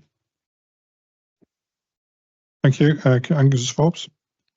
Thanks. Councillor Barrett's kind of stolen my thunder on the Caledonian Caledonian stuff, but I think I just want to reiterate, it is a concern to me that we do hear often that a slight change in the allocation process within government can see Perth and Kinross losing out. And I'm not familiar, nothing's jumping immediately to mind. Maybe it's there, maybe I'm just not aware of it. Whereas change in allocation process has actually seen an increase in our funding in any part of council business. And I'm very concerned that we do seem to be the losers on lots of these changes in policy. And I appreciate what Aaron said, that when we lose, others benefit, but the responsibility of us in this chamber is to Perth and Kinross Council, not to any other council across Scotland. And therefore, I wonder if perhaps the convener may take on a task to lobby whichever government department is responsible for this funding, or to make those decisions about the allocation process, or perhaps First Minister, to see if anything can be done to make sure that we do get our and continue to get the fair share of the funding that we put to such good use. Thank you. Thank you. I think that actually comes through COSLA, but obviously that can be presented at the COSLA communities, etc. Thank you. If there are no amendments, can we agree the recommendations as set out in the report? Thank you. I'll now hand over the chair to Councillor McCall for the following item of business. Thank you, Bailey Williamson, and good afternoon, everyone. The next item of business on our report today is the Tayside MAPA Annual Report for 2024-25. And could I ask Aaron Singh to introduce the report, please? Thank you, Vice Convener. I'm pleased to introduce the Tayside MAPA Annual Report for 24-25, which is brought to committee for noting. This report has been prepared with contributions from all statutory partners and evidences the joint MAPA activity and protection arrangements which continue to deliver a robust service across Tayside.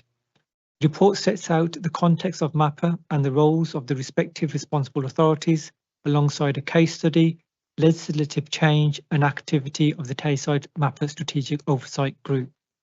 During the reporting period, a new independent chair was appointed for the Tayside MAPA Strategic Oversight Group, Graham Binney, who is here in chambers today.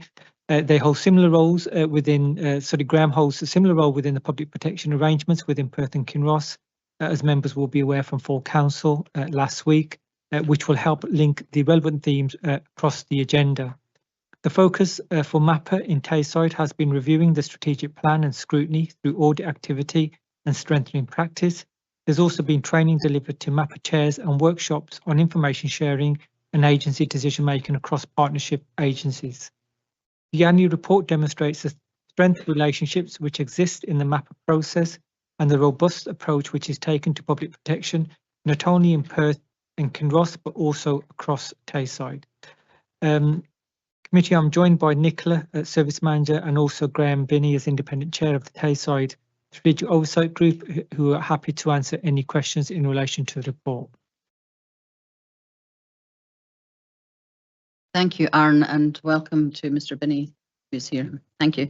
Do we have any questions on the report, please?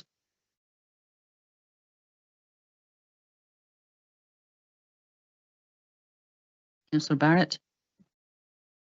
Thanks, Vice Convener. I wanted to ask for some clarification on the paragraphs on prevention orders and sexual offences prevention orders and sexual harm prevention orders and the changes that have taken place between the two. It says in the middle paragraph that previously to apply for a SOPO there had to be evidence of a risk of serious sexual harm, where now the SHPO is the risk of sexual harm. And I have to confess I didn't really understand that paragraph, so I just wondered if somebody could clarify that. I'd be grateful. Mike.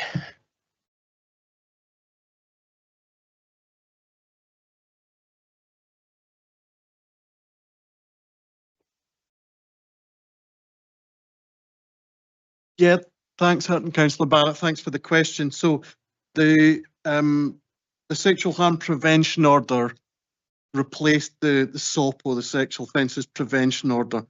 Existing SOPOs continue as they are, and any new cases from the implementation date would use a sexual harm prevention order. The change in is effectively to lower the threshold. So the old SOPO would ask for deals with risk of serious sexual harm. The sexual health prevention order just talks about sexual harm, which should allow earlier intervention, and its use for, I hate the word lower level cases, that's not fair, but the lower threshold of offending for example, a communications offence rather than just very, very serious sexual offences. So it should give us the opportunity to be more proactive and provide earlier interventions in terms of risk. Thanks. And next we have Councillor Forbes, Angus. Thanks, Vice Convener. I draw your attention to 3.3 and it's telling us that the new IT system will be replaced shortly. I'm wondering if is that a UK-wide system? Would officers here have access to records of someone from another part of the UK that may be moving to Perth and Kinross?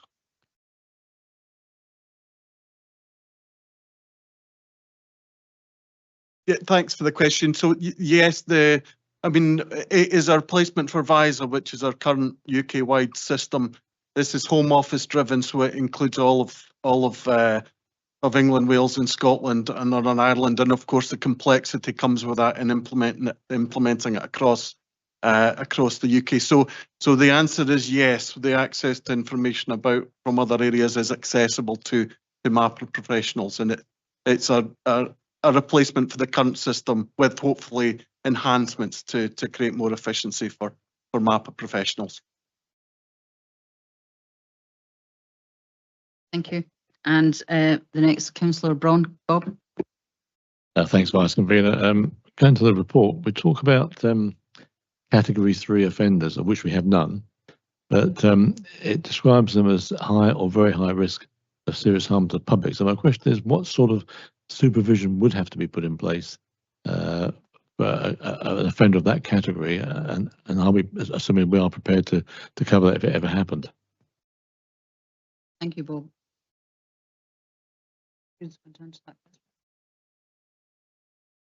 Sure. So as you said, that is the category that individuals pose the highest risk. And really at that point in time, resources don't come into consideration. We need to make sure that we are protecting and safeguarding the public. What we are potentially looking at for those individuals are kind of wraparound support, kind of 24/7 supports. And there will be a constant kind of risk assessments being undertaken at regular intervals to determine whether or not that continued level of risk persists. at what point can we look to de-escalate some of that supports as well. But there is constant liaison with colleagues within police, within housing, within community safety. So there is true partnership working for those individuals. Thank you, Aaron. Councillor Duff, please. Thank you. I was just interested, what are there procedures in place that would make our staff aware if they were coming into official contact with a MAPA offender at all, or would they just have to, to treat that risk as with everybody? Thank you.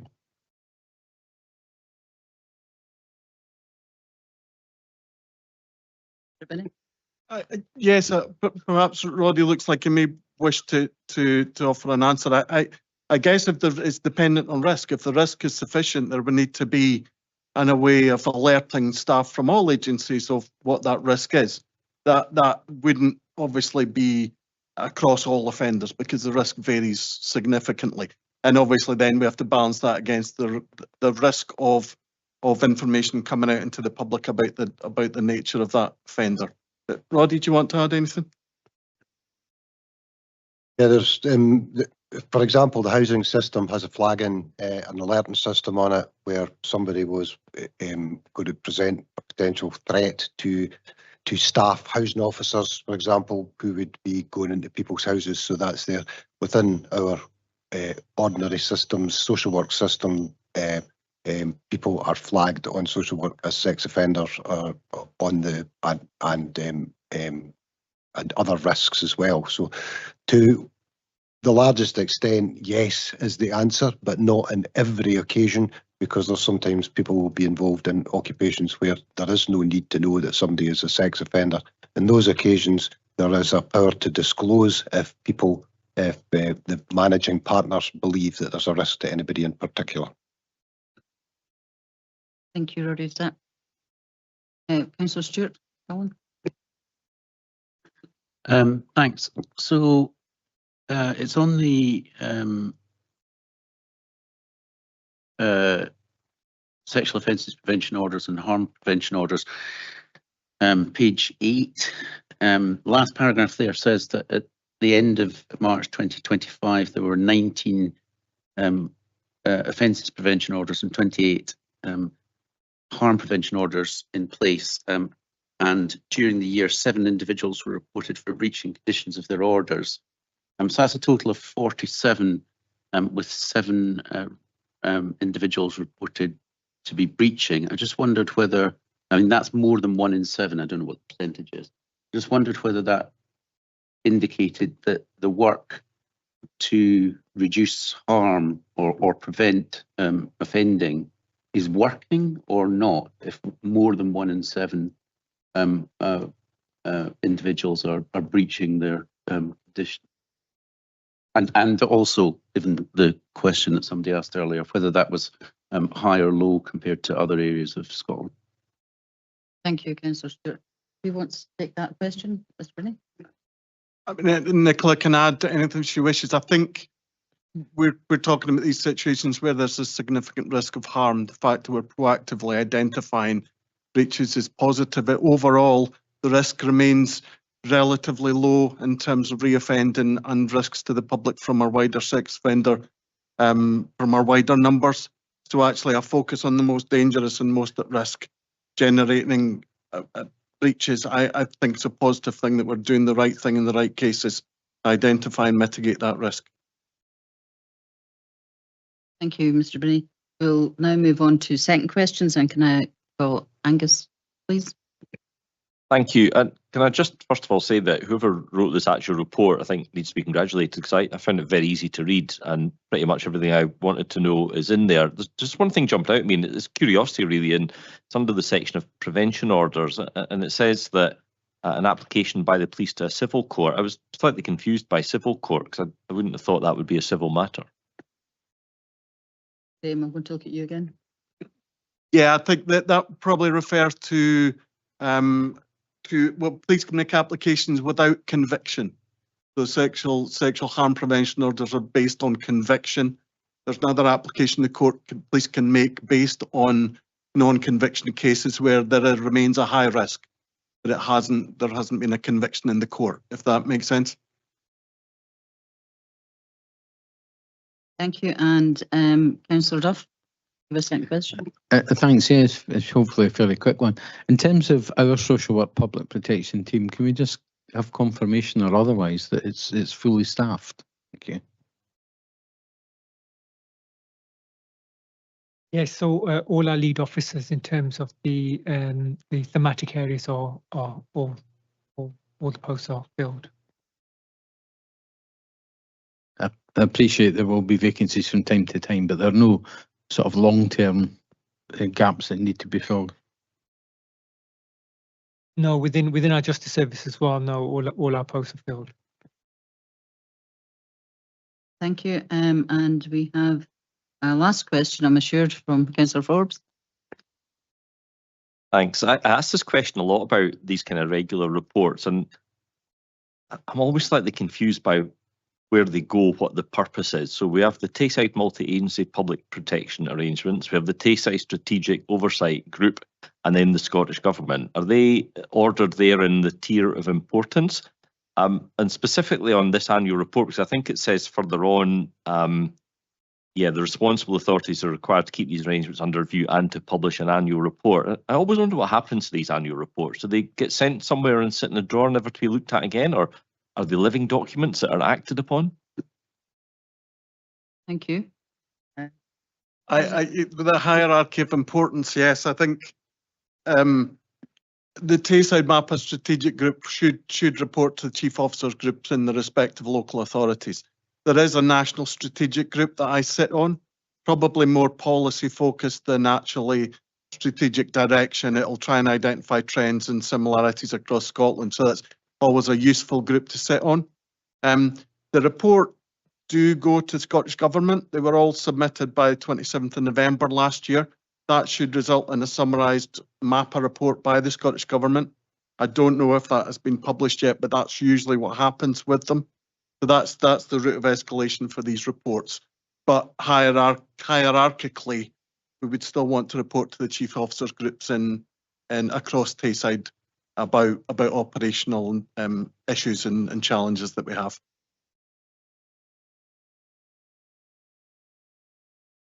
So what's the Tayside Strategic Oversight Group in all of that then? So we're responsible for setting the strategic plan for MAPA professionals. So we're reconstructing at the moment. We have a 3-year plan. We need to probably bring it a little bit close to other public protection strands, which is what we're trying to do in Perth and Kinross particularly. There are learning and development, there's learning challenges with MAPA professionals, so we need to probably access shared training that we can have across these public protection strands. But a lot of good conversations with the Chief Social Work Officer to make sure the data is accurate and up to date. Lots of numbers mentioned here, but two things that come to my mind. Do we know if there are any changes in index offender from new legislation that's coming? Online offending is a big one. Do we know what the changes in our age demographic of our sexual offenders are? And is that going to change the way we can put together support for those individuals? And there's a little bit about engagement as well. MAPA always seems to be hidden behind a wall, maybe rightly, but do we know enough inside our structure about what other public protection professionals are doing, and do the public know enough, and what do they need to know about the functions of MAPA to provide that assurance? So that's what the MAPA strategic group should do. It also has a role in terms of learning reviews. Should any concerns be reported about operational cases that haven't gone well and meet a certain criteria? So it has a role in governing learning reviews as well. But quite simply, I need to work closely with the Chief Social Work Officers to make sure that we're driving MAPA forward, and we can think a little bit about continuous improvement. The assurance around what we do operational is really good. I think my role would be to make sure that we've got more strategic direction, and we can look at that in continuous improvement and learn from other public protection strands better than we maybe have done in the past. Does that help, Angus? Thank you, Graham, for that explanation. I suppose because I personally sit in a number of bodies that look at this report. I've probably seen this about 3 or 4 times, including adult protection. I see Eleanor smiling at me there, but obviously the Community Justice and Safety Partnership. So all of these different types of external groups that we all participate in Perth and Kinross, I do know that very often the information that comes out of these reports are then fed back, and particularly in Community Justice and Safety Partnership. I've seen lots of nodding heads at the back there. You know, the outcomes from these reports and the information that they produce are often used then to see how things can be improved or how they could be, you know, moved on further. And I think the same is for the Adult Protection Committee, Graham. I wasn't sure which hat you're on there for a minute. And I certainly know case studies come forward to adult protection, so they don't just sit in a drawer. Well, they may do, but the output from them and the information that's presented in these reports are used in multiple different ways and different forms. So hopefully that gives you some reassurance. But in terms of why it comes before this committee, as well as it's within the part of the remit and the scope of the housing and social wellbeing aspect, particularly remit of this report of this committee. Sorry. So hopefully that's helped.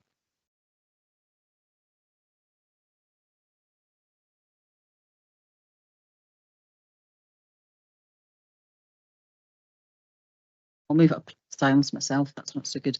So I'll move on to move the report. The Tayside MAPA annual report provides details of the management of high-risk offenders across Tayside for the period 2024-25, including those in the Perth and Kinross area.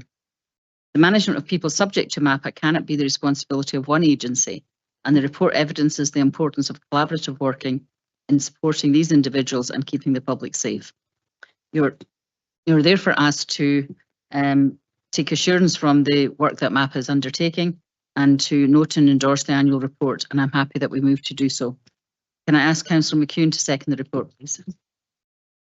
Thank you very much. I think public safety around this issue is very important, and I think this report indicates that there is huge teamwork across Perth and Kinross, wrong hat on there, regarding this issue, and that they work closely together. And I think the detailed answers we've had today from Graham Binney are actually quite reassuring about the development and improvements going forward and the motivation to do that.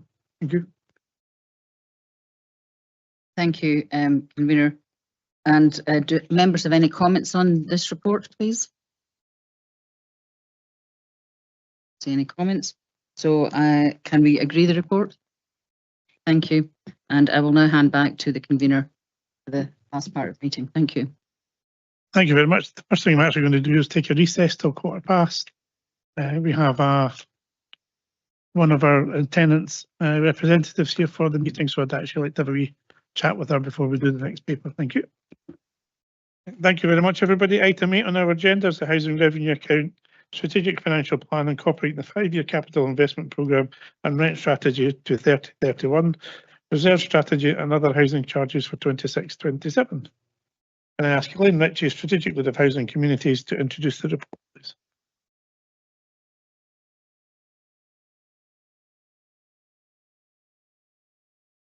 Thank you, Convener. I'm pleased to introduce the Housing Revenue Account Strategic Financial Plan for 26-27 to 2030-31. This is one of the most important pieces of work we bring forward each year, as it sets out how we will continue to invest in safe, warm, high-quality homes for our tenants while ensuring the long-term financial sustainability of the HRA. The purpose of this report in front of you is to present a balanced and affordable 5-year HRA budget that meets our legal, statutory and regulatory requirements. To seek approval for £81.1 million capital investment programme that will continue to improve and modernise our housing stock, strengthen energy efficiency and safety, and help us contribute to local national climate change targets. We are fully aware that for many people, finances are challenging at the moment, and so affordability is vital when considering any increase in rent. And we remain committed to our priority of maintaining rents that are affordable to our tenants. We've assessed the affordability of our proposals and determined that 86% of people can afford our proposed rents without any assistance with housing costs. We'll also have one of the lowest social rents in Tayside, 10% lower than the neighbouring local authorities and 26% lower than local housing associations. Committee is aware that we are required under housing legislation and in line with the Scottish Social Housing Charter to consult tenants affected by the proposed increases and have regard to their views when agreeing the proposed rent increase today. This year's proposal has been shaped by extensive engagement with our tenants. Nearly 3,000 tenants took part in our consultation through surveys, drop-ins, conferences, phone outreach and targeted engagement with groups whose voices are often underrepresented. Their feedback has been central to the development of the rent options and the final recommendations before you today. 72% of tenants favoured the recommended 6.5 rent increase, recognising the balance that strikes between affordability and the investment needed to maintain high standards of service and delivery. Appendix 6 of the report includes a pie chart that breaks down the elements contributing to the proposed 6.5% rent increase. For instance, 3.54% of the overall uplift is attributed to loan charges. As the purpose of this chart is to illustrate the composition of the 6.5 increase rather than depict a full percentage distribution, the segments are not intended to be 100%. The report also reflects the significant progress made across our housing service. Over the past year, we have improved our Scottish Housing Quality Standard compliance, with more than 6,600 homes now meeting this standard, an increase on last year. Delivered major upgrades across hundreds of homes, including new kitchens, bathrooms, heating systems and energy efficiency measures. Achieved 100% compliance with both electrical inspection condition reports, smoke detectors installations and gas safety. Strengthen our repairs and maintenance programmes, responding to tenant priorities for quicker turnarounds and improved communication. Continued our ambition expansion of council housing through new build, buybacks and off-the-shelf purchases, exceeding our buyback target this year by more than double and providing additional homes for over 1,000 households through vacancy chains. Appendix 8 currently shows ward areas where buybacks have been purchased this financial year. Unfortunately, there's a couple of errors in the table, and this table has been updated and will be circulated to all members following committee today.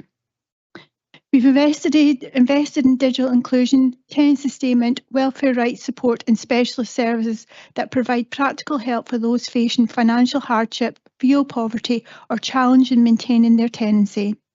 All of this has been achieved despite sustained pressures from inflation, rising construction and material costs and ongoing increasing demand for social housing. The 30-year business plan has been fully updated to ensure that the proposals before you remain affordable, sustainable and deliverable. The measures contained in this report will allow us to provide faster repairs and improved maintenance, make homes ready more quickly, reducing void times and supporting those waiting for housing, continue essential safety investments including fire safety and energy performance measures, enhance tenancy support and financial inclusion services, invest in smart technology and innovation to improve energy efficiency and service quality, progress our climate change commitments by reducing the carbon footprint and improving the energy performance of our homes, build and buy more homes to meet growing local housing need.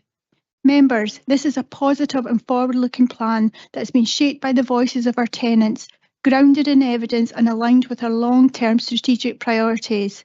It protects affordability, strengthens our housing stock and supports resilient and sustainable communities across Perth and Kinross.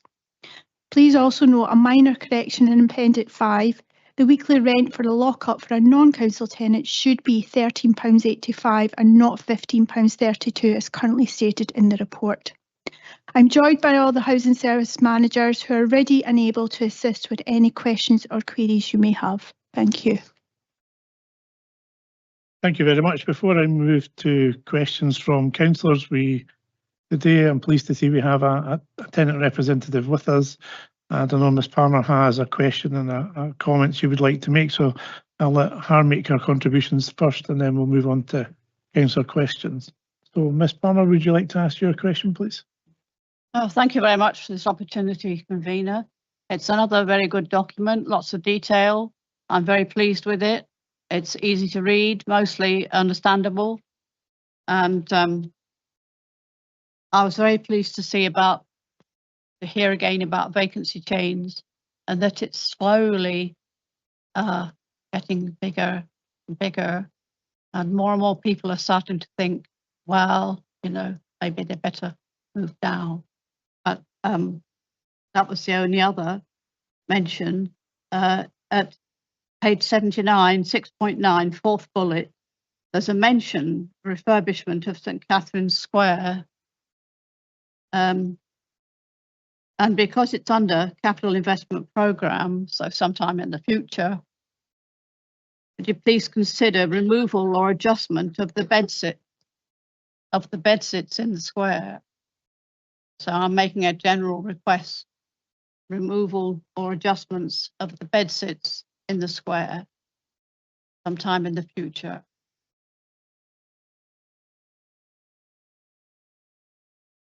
Thanks, Lynn, for your feedback and also your question. Yeah, St Catherine's Square, it has been on our programme for redevelopment for some time. We've been slowly trying to reduce the usage of St Catherine's Square, which is currently used as temporary accommodation. But given the demand for social housing and particularly temporary accommodation, we've been unable to achieve our action plan to reduce it because we've had to weigh that balance up, meeting our statutory duty under homelessness in terms of the regeneration. However, our regeneration programme did have in the complete removal of all bed sits within St Catherine's Square, as we did want to convert it from stop using it as temporary accommodation, but it is in the plan, but just now we've put a pause on that plan given the demand that we have on our homeless services. Thank you. Thank you. I'm just so pleased to hear those words regarding bedsit. Thank you. Thank you very much. I will now move on to councillor questions, and first we have councillor Forbes. Thanks, convener. I'm just slightly confused, and I suspect it's me not quite grasping this, but can I draw, I presume, Elaine or whoever's attention to Appendix 5, and it's the costs I just don't quite understand. So mainstream rent 53.21 to 128.38, but then further down it says retirement complex is £274 per year. That surely can't be the rent, is it? Thanks for your question. That's not the rent for the properties. That's like the service charge that's put in place for the additional support that the complexes have. Councillor Mayor.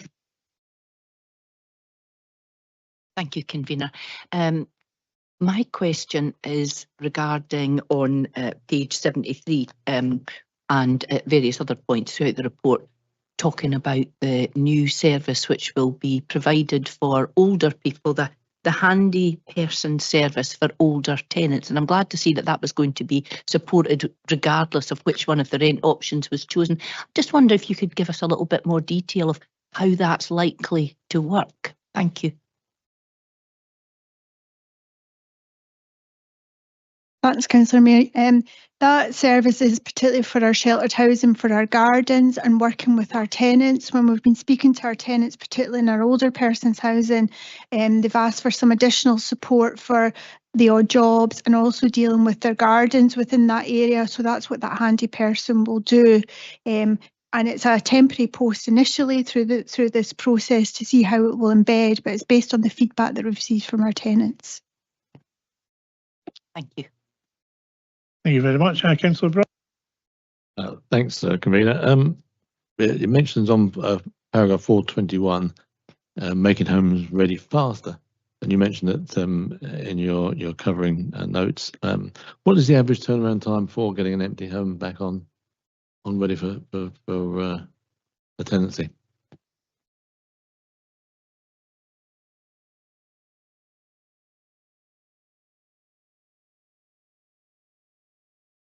I'm just double checking my notes. I've just we had a voice meeting yesterday, but June's on the line.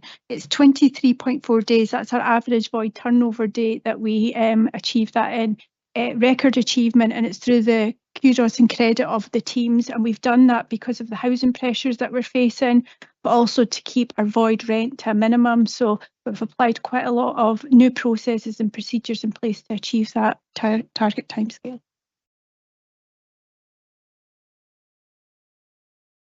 Thank you, Bob. Just writing that down. Councillor Barrett. Thanks, convener. If I can try and squeeze two questions in. The first, and firstly, thanks to Elaine for sort of detailed answers to questions that I've made ahead of the meeting.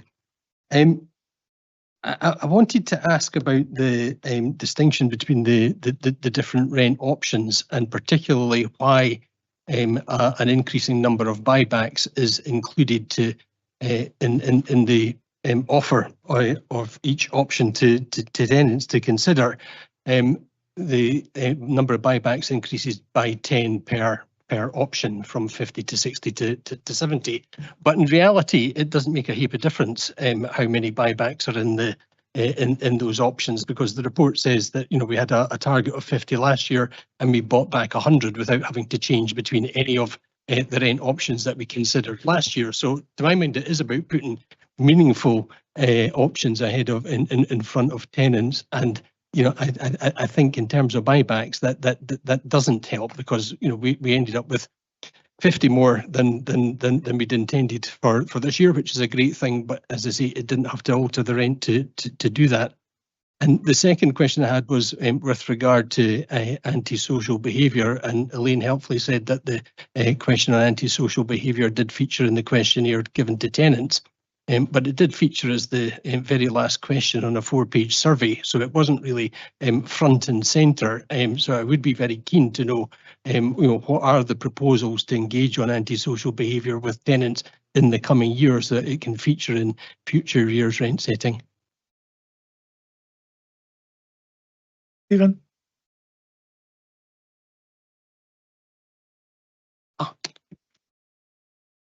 Thank you. Sorry. Buybacks appear in the rent setting options and different levels, because we must establish a realistic base budget for the future buyback activity each year.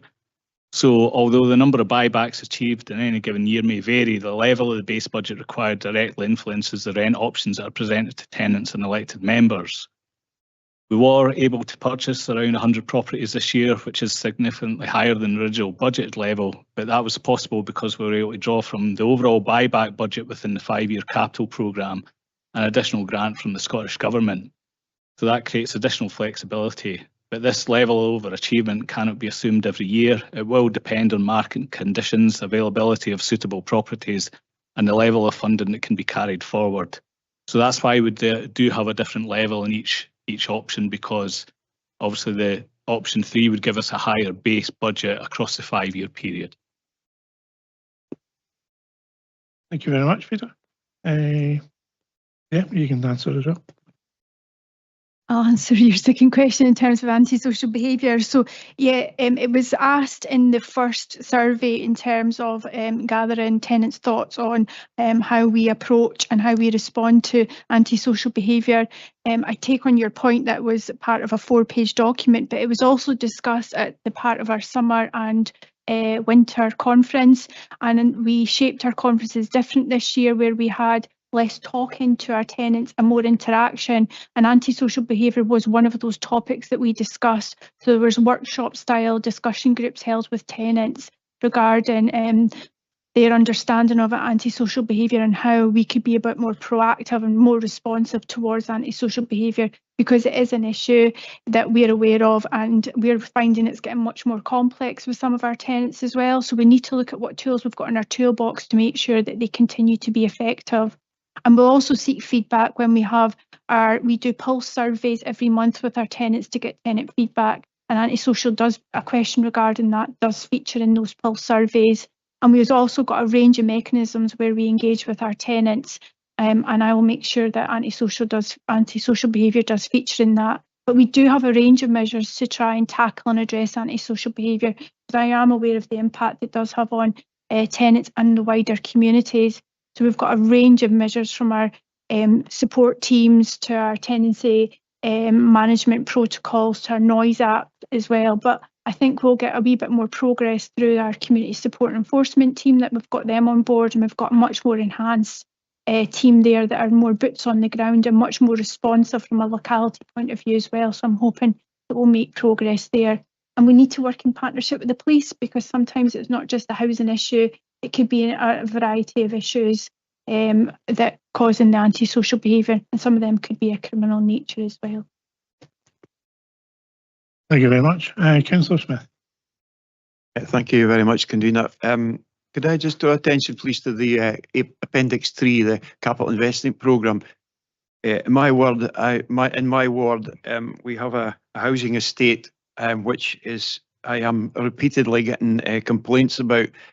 Now, I've obviously brought in a couple of experts along with our own council officials one time to have a meeting, and £650,000 was talked about spending on the housing. I don't see anywhere in there. Maybe you can explain where it is and how it's going to be done. These houses, unfortunately, I think you'll know where they are. There is other similar houses in other wards. These houses are almost, I wouldn't say substandard, but they have got major problems. Could you tell me how far on we've got with this, please? And is the money there? Thank you.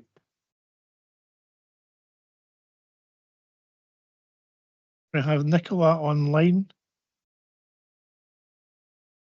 Thank you for your question, Councillor Smith. Yeah, we are still in the process of pulling together the last sections of the design work for the properties that you mentioned there. We had some detailed information back on the mechanical vent and heat recovery systems, which we've challenged and gone back to the contractor on. So we are waiting on an alternative design to come through for that to allow us to finalise the costs and bring that forward. I think one of our officers has been in contact with you. We're just querying an email address for one of the consultants that you did bring across, because we've had a bounce back from that. So it would be helpful if you had an alternative email address for him, and that would be helpful. In terms of where it's included, it'd be getting drawn down from our SHQS future developments budget once we know how much the project's going to cost and we've had approval to proceed. Thank you for that. Thank you. Thank you. Thank you very much. Councillor Colin Stewart. Thanks, Convener. Sort of two-part question about the buybacks in Appendix 7.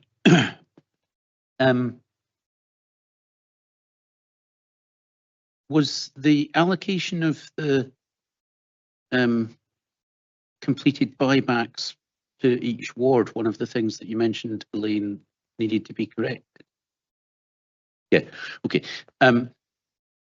So the far more substantial question here is, we keep talking about a dearth of affordable housing in the rural parts of Perth and Kinross, but 67 out of the 97 buybacks are in Perth City.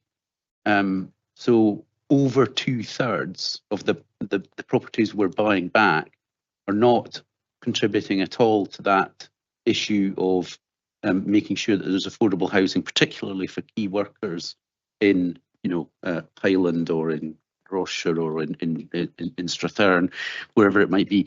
Why is there that such a stark imbalance in the locations of the buy? Cost. We can get more for our money from these properties. Highest demand areas are in Perth City as well. So we have bought in our areas such as Dunkeld and things like that. But the competition is just, we can't keep up with the competition in the rural areas. We're outbidded for quite a lot of properties as well.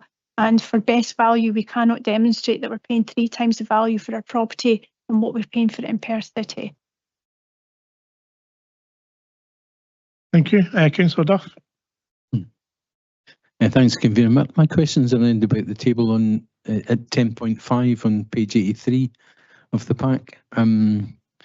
The spreadsheet there sets out a pattern, if you like, in most cases where the bed sits the cheapest and then it rises up to the 4-bed.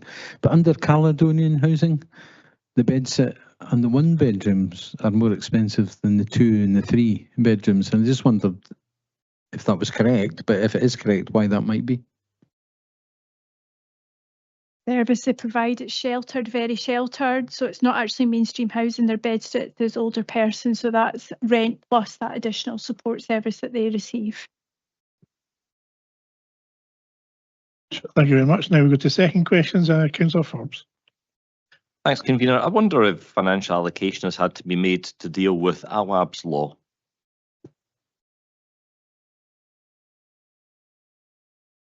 Yep, so we've put, in terms of financial allocation, the HRA have put substantial investment within the service to address that. So June's on the line, she could probably give you an update, but we've invested in a housing compliance team and we have reviewed all our policies and procedures regarding damp and mould.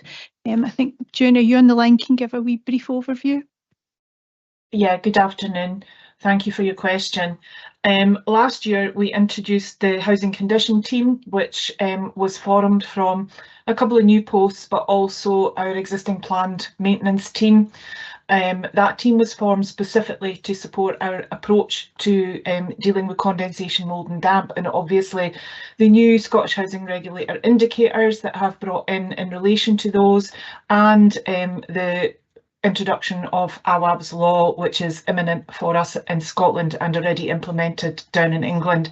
As you'll know yourself, AWAB's law, the terms of it are highly prescriptive in terms of very tight timescales. So that team was introduced. There's been training and investment in development of the team. They've all been undertaking specialist damp training to make sure that they're in the very best position to be able to support us with taking that forward. And as Elaine said, prior to that, we also introduced the year prior a housing compliance team. So we have our own compliance team in-house, which deals with the whole service and maintenance, but also health and safety in terms of our tenancies and properties. So things like gas and electric testing and various others maintenance aspects that the housing compliance team deals with. Hopefully that's answered your question. Yes, thank you. I just wonder really where the money for it is coming from. Is it coming straight out of the HRA account and ultimately other services are going to not be provided because we've got to pay for this, or is it just part of the rent increase? Part of the rent increase. So. Thank you very much. Councillor Braun. Thanks, Convener. I'm looking at section 6.9. We're talking about the capital programme, and one of the items in the bullet points is mortgage to rent. We've heard about this before and obviously understand the various procedures it has to go through, but how many properties have we actually dealt with like this? How many have we taken on? Is that too difficult a question? Oh, right, okay. Very few, so one or two. We've had one fairly recently. Most that we get back needs substantial investment and repairs. And yeah, so it's, although we try and promote it as much as possible, yeah, very few. We've only had one or two. Yeah, thank you very much. I get the flurry of first questions as well here. I'm just going to go down the list in order now. Councillor Barrett. Thanks, Convener. I wanted to ask the Strategic Lead for Housing about the approach towards the sustainability of the rent strategy. There's a couple of issues that concern me. One is the forward strategy being so closely linked or tracking to the MPC's estimates of inflation going forward, which mean that there's no real terms increase in the HRA, which I think is an issue. Secondly, by doing that, we end up with an annual discrepancy between the rent options that are set, or the recommended rent option, and the strategy. And to my mind, that's far too big a gap. Sort of 3%, 4% between the rent strategy and what we actually light on, in today, doesn't give tenants an adequate indication of where their rents are going for the future. And I would bet money that we're not going to have 3% and 2% increases in the coming years. We'll end up with 6% and 5% or something like that. And seriously, I'll bet anybody in this room money on that. So, why do we persist with, an artificially deflated rent strategy moving forward? And, in the process that we're involving, consultants and others in terms of looking at that, are we going to get something much more realistic for the future? I have had said same discussions. Oh, yeah, I'll let these officers answer your question. Or yourself. I'll try to answer some of it, and Stephen can come in. Totally agree with you, and that's why we're doing a total overhaul of our rent strategy. We would have maybe liked to sync both of these, but speaking to tenants, it was too confusing for them to have a rent strategy plus this rent setting proposal document. So as you alluded to, we have got consultants looking at our rent strategy. We had a session at our MOG just before Christmas to look at that, and we hope to undertake and bring back a rent strategy to committee in springtime this year, taking on your concerns. And I don't know if Stephen. So as in the pre-agenda stuff for committees going forward, bringing this to committee as a single item to discuss, really. That's brilliant. Councillor McPherson. Oh, thank you for convening. My question is just for information, really, and it's to confirm that the buyback scheme, does that specifically relates to previously owned council properties, and that being the case, do we know how many previously owned council properties that are now in private ownership that have the potential to be bought back over the coming years? Thank you. Yes, it's predominantly is ex-council, but on one or two occasions we've actually bought back not ex-council, particularly because of the circumstance of a family with children with additional support needs. There was no way that we could accommodate them in our own accommodation or build, so there was a decision made, but they're very few and unique cases. So I don't want to just say it's purely ex, because there has been one or two cases like that. And the answer to your second question is we wouldn't know that information. We did lose substantial social housing through the right to buy. As you can see in the report from our house building, which was started back in 2011, we've brought back just over 1,000. We had, Perth and Kinross Council had 18,000 social housing, and we're currently sitting through our building back over 8,000. So we lost substantial numbers. Thank you. Barry McLaren. Thank you. Very odd question, maybe. See here, we've got a budget for triple glazing. Could you explain what is the need for triple glazing? That's part of the climate change targets in terms of making our homes more energy efficient. It's more energy efficient to put in triple glazing than it is double glazing, based on the advice from our Scottish Government and the regulations that we need to follow. Thank you very much. Councillor Forbes. Thank you. Just if I can, Elaine, follow up on something you said earlier on. It was regarding St Catherine's. You said that you're hoping to remove that slowly as temporary accommodation. Where would the temporary accommodation be? Because I presume we will always need temporary accommodation.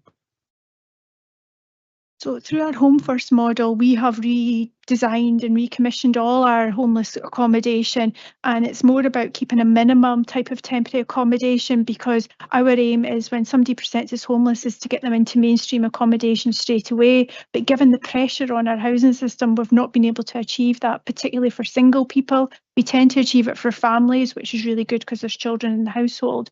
So St Catherine's Square has been used traditionally as temporary accommodation, but we want to make it as mainstream. So we'll be either looking to put additional temporary accommodation units within the Perth City area, or through our new build and buyback, we want to increase that to reduce our reliance on temporary accommodation, because it's costly through the general fund and it doesn't give the good outcomes for homeless people. We need to get them straight into mainstream accommodation. Councillor Stewart. Thanks, convener. Expenditure pressure 18 is for a Gypsy Traveller Engagement Officer. My recollection was that we had already created that post? Why is it here as a pressure?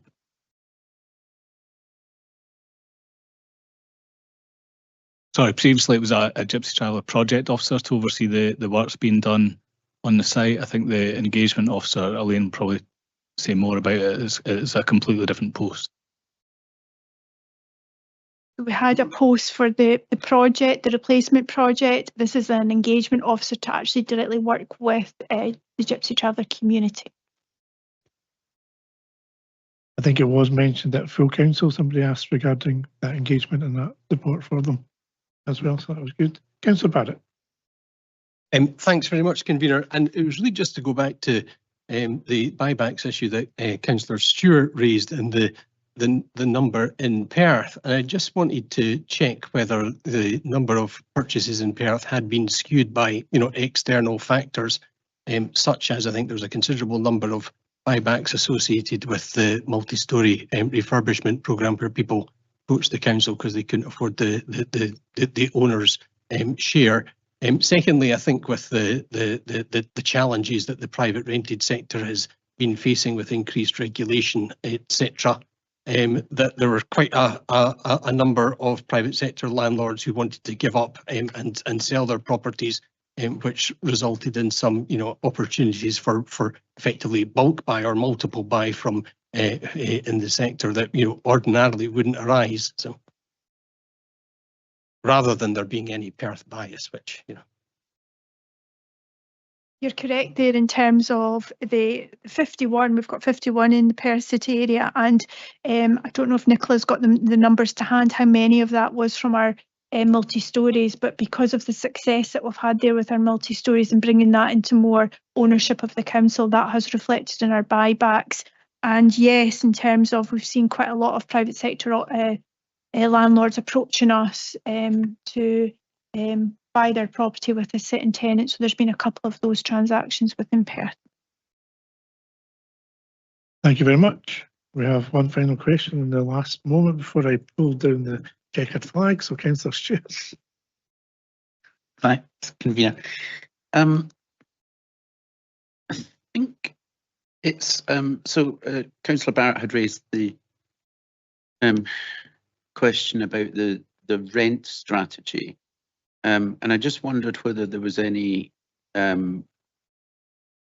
link between the rent strategy and the capital program, because it strikes me that we're increasing the potential borrowing requirement for the capital program is £45 million this year. Must be a huge percentage of the overall capital, and then we've got 22 million the next year, and in year 1, 2, 6 it's 18 million. These are eye-watering sums of money, but our rent strategy, the income to the housing revenue account isn't matching the revenue cost of the borrowing requirement for these capital investments, is it? Stephen? Yeah, the rent strategy is linked to the capital programme and the borrowing that we incur. And as part of the pressures for next financial year, we've got just under 2.3 million of an increase in loan charges, which is reflective of the borrowing costs that we're undertaking at the moment. And over the 5-year period, I think we're well over sort of 4 million, about 4.8 million over that 5-year period to deal with the borrowing that we're incurring on the current capital programme that's in the budget just now. So any future rent strategy may have an impact on that in terms of how we deal. I suppose it depends when we look at the rent strategy going forward, what the pressures are going to be, which may be in the capital programme as well, in terms of the net zero and things like that, which mean we might need to put even more money in the loan charges, but that's what the rent strategy will look at. So there is a direct link between everything in the revenue and everything in the capital account. But as it is at the moment, we've got enough over that 5-year period. We will have enough money in our loan charges budget to deal with the borrowing that's in the capital programme. I think what I'm getting at is, I think you said 2.3 million was the capital borrowing requirement for next financial year. Sorry, it was the cost of borrowing requirement for next financial year. But does the income to the housing revenue account cover that £2.3 million worth of cost of borrowing? So the 2.3 million is the increase in the borrowing costs between the current year and next financial year, and the income that we will generate from this rent strategy will cover that, yes.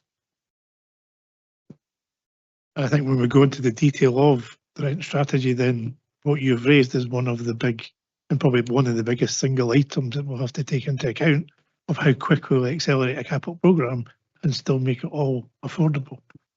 If interest rates come down and borrowing comes down, then these costs will come down just as they've gone up in the past. So it's just part of that whole package, which, as I say, is a separate paper, will I think be a good way to deal with that and get a good understanding for everybody. So thank you everybody for your questions today. I'm now going to move the paper. I'm pleased to move the Housing Revenue Account Rent Setting Report for 26-27. This report asks members to agree a balanced and responsible financial plan for the year ahead, one that protects affordability for our tenants while ensuring our continued to invest in safe, warm, high-quality homes across Perth and Kinross. The report sets out the proposed HRA revenue budget for 26-27 to 30-31, alongside a significant 5-year capital investment programme totalling £81.1 million. This investment will allow us to maintain and improve our existing homes, continue essential safety and compliance work, and support our wider ambitions to expand supply and reduce carbon footprint of our stock. A key strength of this year's process has been the level of tenant engagement, with more than 2,700 tenants taking part in consultation, providing clear and considered feedback on the rent options. This preferred option of 6.5% increase is a recommendation for members today. This reflects a shared understanding of the need to maintain and improve the service while keeping rents fair and affordable. Even with this increase, our average rent will remain among the lowest in Scotland. The proposed change equates to an average increase of £5.59 per week, bringing the weekly average to £90.01, which is still £8.71 lower than the Scottish average. Affordability remains a core priority for us. Our affordability assessment shows that 86% of residents can meet the proposed rent from income alone without the inclusion of housing benefit. For anyone experiencing financial pressures, a wide range of support is available. This includes Tenancy Sustainment Fund, our Think Yes locality budgets, and tailored advice from our Housing Welfare Rights Financial Inclusion teams. I would encourage any tenant who is worried about rent payments to contact us as early as possible so that we can help. Despite the continued national challenges, rising energy costs, inflation, interest rates and increased demand for services, we remain fully committed to maintaining and improving tenants' homes. The recommended rent increase represents a balanced and responsible approach that will allow us to meet the unavoidable cost pressures, fulfill our statutory and safety obligations, and keep delivering the high quality services our tenants expect. I want to thank our tenant who contribute to the reviews over the last year. This feedback has directly shaped these proposals, and we will continue to work closely with them to ensure our decisions reflect their priorities.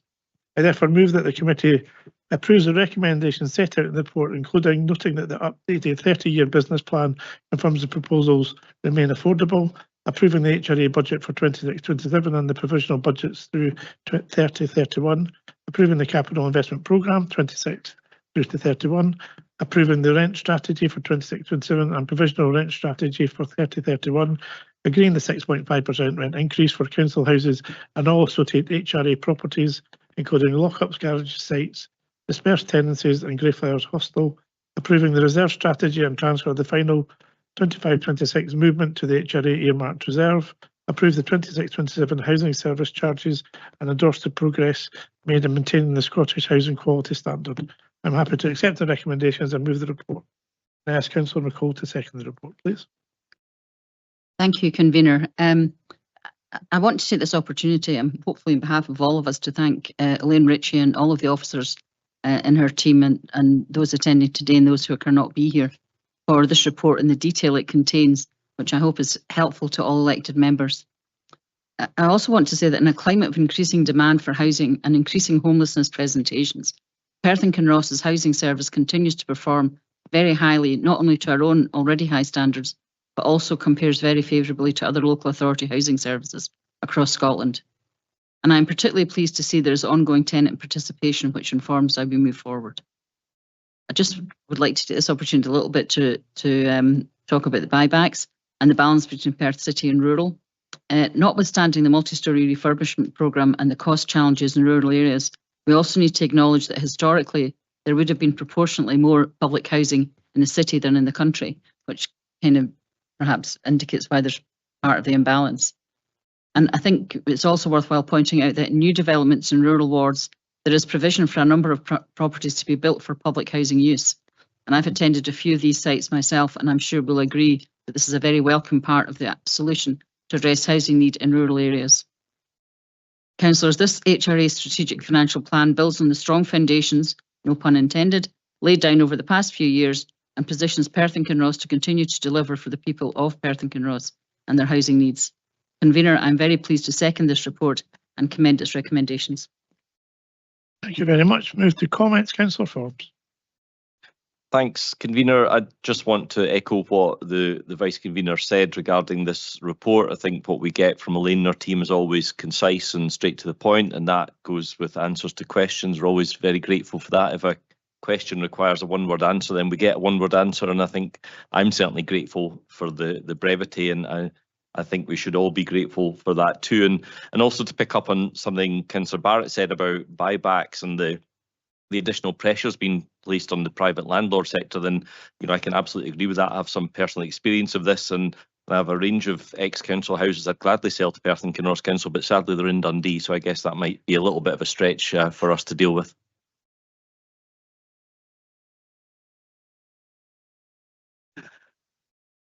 Councillor Barrett.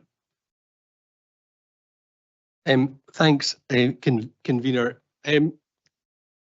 Firstly, I'd like to thank Lynn Palmer for her contribution today, and I echo the comments that have been made about the sterling work that is done by the service in preparing this report. It wasn't always thus, to be honest, and I think in the past some of our rent setting processes have been criticised by the regulator. Lynn Palmer, I think, fought for years to try and have the injustice of our bedsit rents issue tackled, something that politicians failed to do for at least one full council term and probably longer. And I think that is still a stain on this council that it took that length of time to address. So hopefully the reconfiguration of a forgotten name of the place, St Catherine's, thank you, will not be delayed for too long, and Lynn's ambition for the remaining bed sits to be converted to better properties will happen in the near future. I'm really pleased by Elaine's response with regard to the consideration of reviewing the rent strategy for the future. I think this council has a proud record in terms of the work that it does, and I think was initiated by Elaine in terms of affordability. Some elected members may have received an email from Kingdom Housing recently, which explained how they were going to restructure their rents.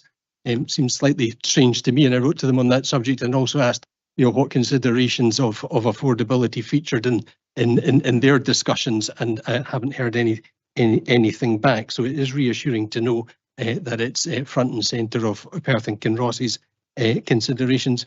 I think in terms of prudential borrowing, we used to, in the days when I had more hair and darker hair, get a graph with this report which kind of showed the trend in the prudential borrowing on the HRA, the level of interest that we were paying against the rent intake, and the prudential boundaries that we had to operate within. Might be a useful diagram to include in future reports, or even just something to send round as an elected member briefing. So I just want to commend the work that's done here. I think there still is some room for improvement. Also want to endorse what Lynn said with regard to vacancy chains, and I think it's really important that all members in this chamber do, because we've had some bizarre interpretations on vacancy chain management from the Scottish housing regulator in the past, where we were criticised for maximising our bang for buck as each vacancy arose. And I think the more vacancies we can get out of, or the bigger the chain we can get out of each vacancy, the more housing demand and need that we're actually addressing. So we shouldn't be afraid of confronting the housing regulator on that subject in the past. And I would hope that all elected members would get behind that if that was required. Thank you. Thank you very much. Councillor Brown. Thanks, Smith. Thank you. Oh, you're right. Thank you very much. First of all, I'd like to echo Councillor Forbes' remarks towards Elaine, etc. and her team. I think her excellent team. She's very, very good. But as this report indicates, we want the best housing standards we can for our clients. Energy efficiency, etc., etc. I brought up something earlier today regarding my ward, and what really bothers me is that this scheme is not only in my ward, it is in other wards as well. The costs involved already bringing these houses up to some sort of standard for the occupants has been quite substantial. They were only built in 2011. They were Swedish-style kits of a passive house thing. They are really in a poor condition. It's going to cost us an awful lot of money. And the one thing I don't want to waste is money, because we don't have it to waste. And I don't want a stick and plaster solution to this. I think it's a very important thing. And I'd like the team to keep it right at the front of their minds. Thank you. Thank you very much. Councillor Brown.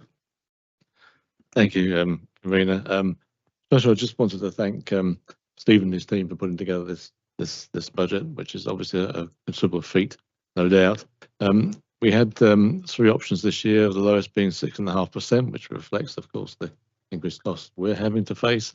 And it's understandable, I think, that our tenants opted for the lowest. Bear in mind, they too have probably experienced an increased cost.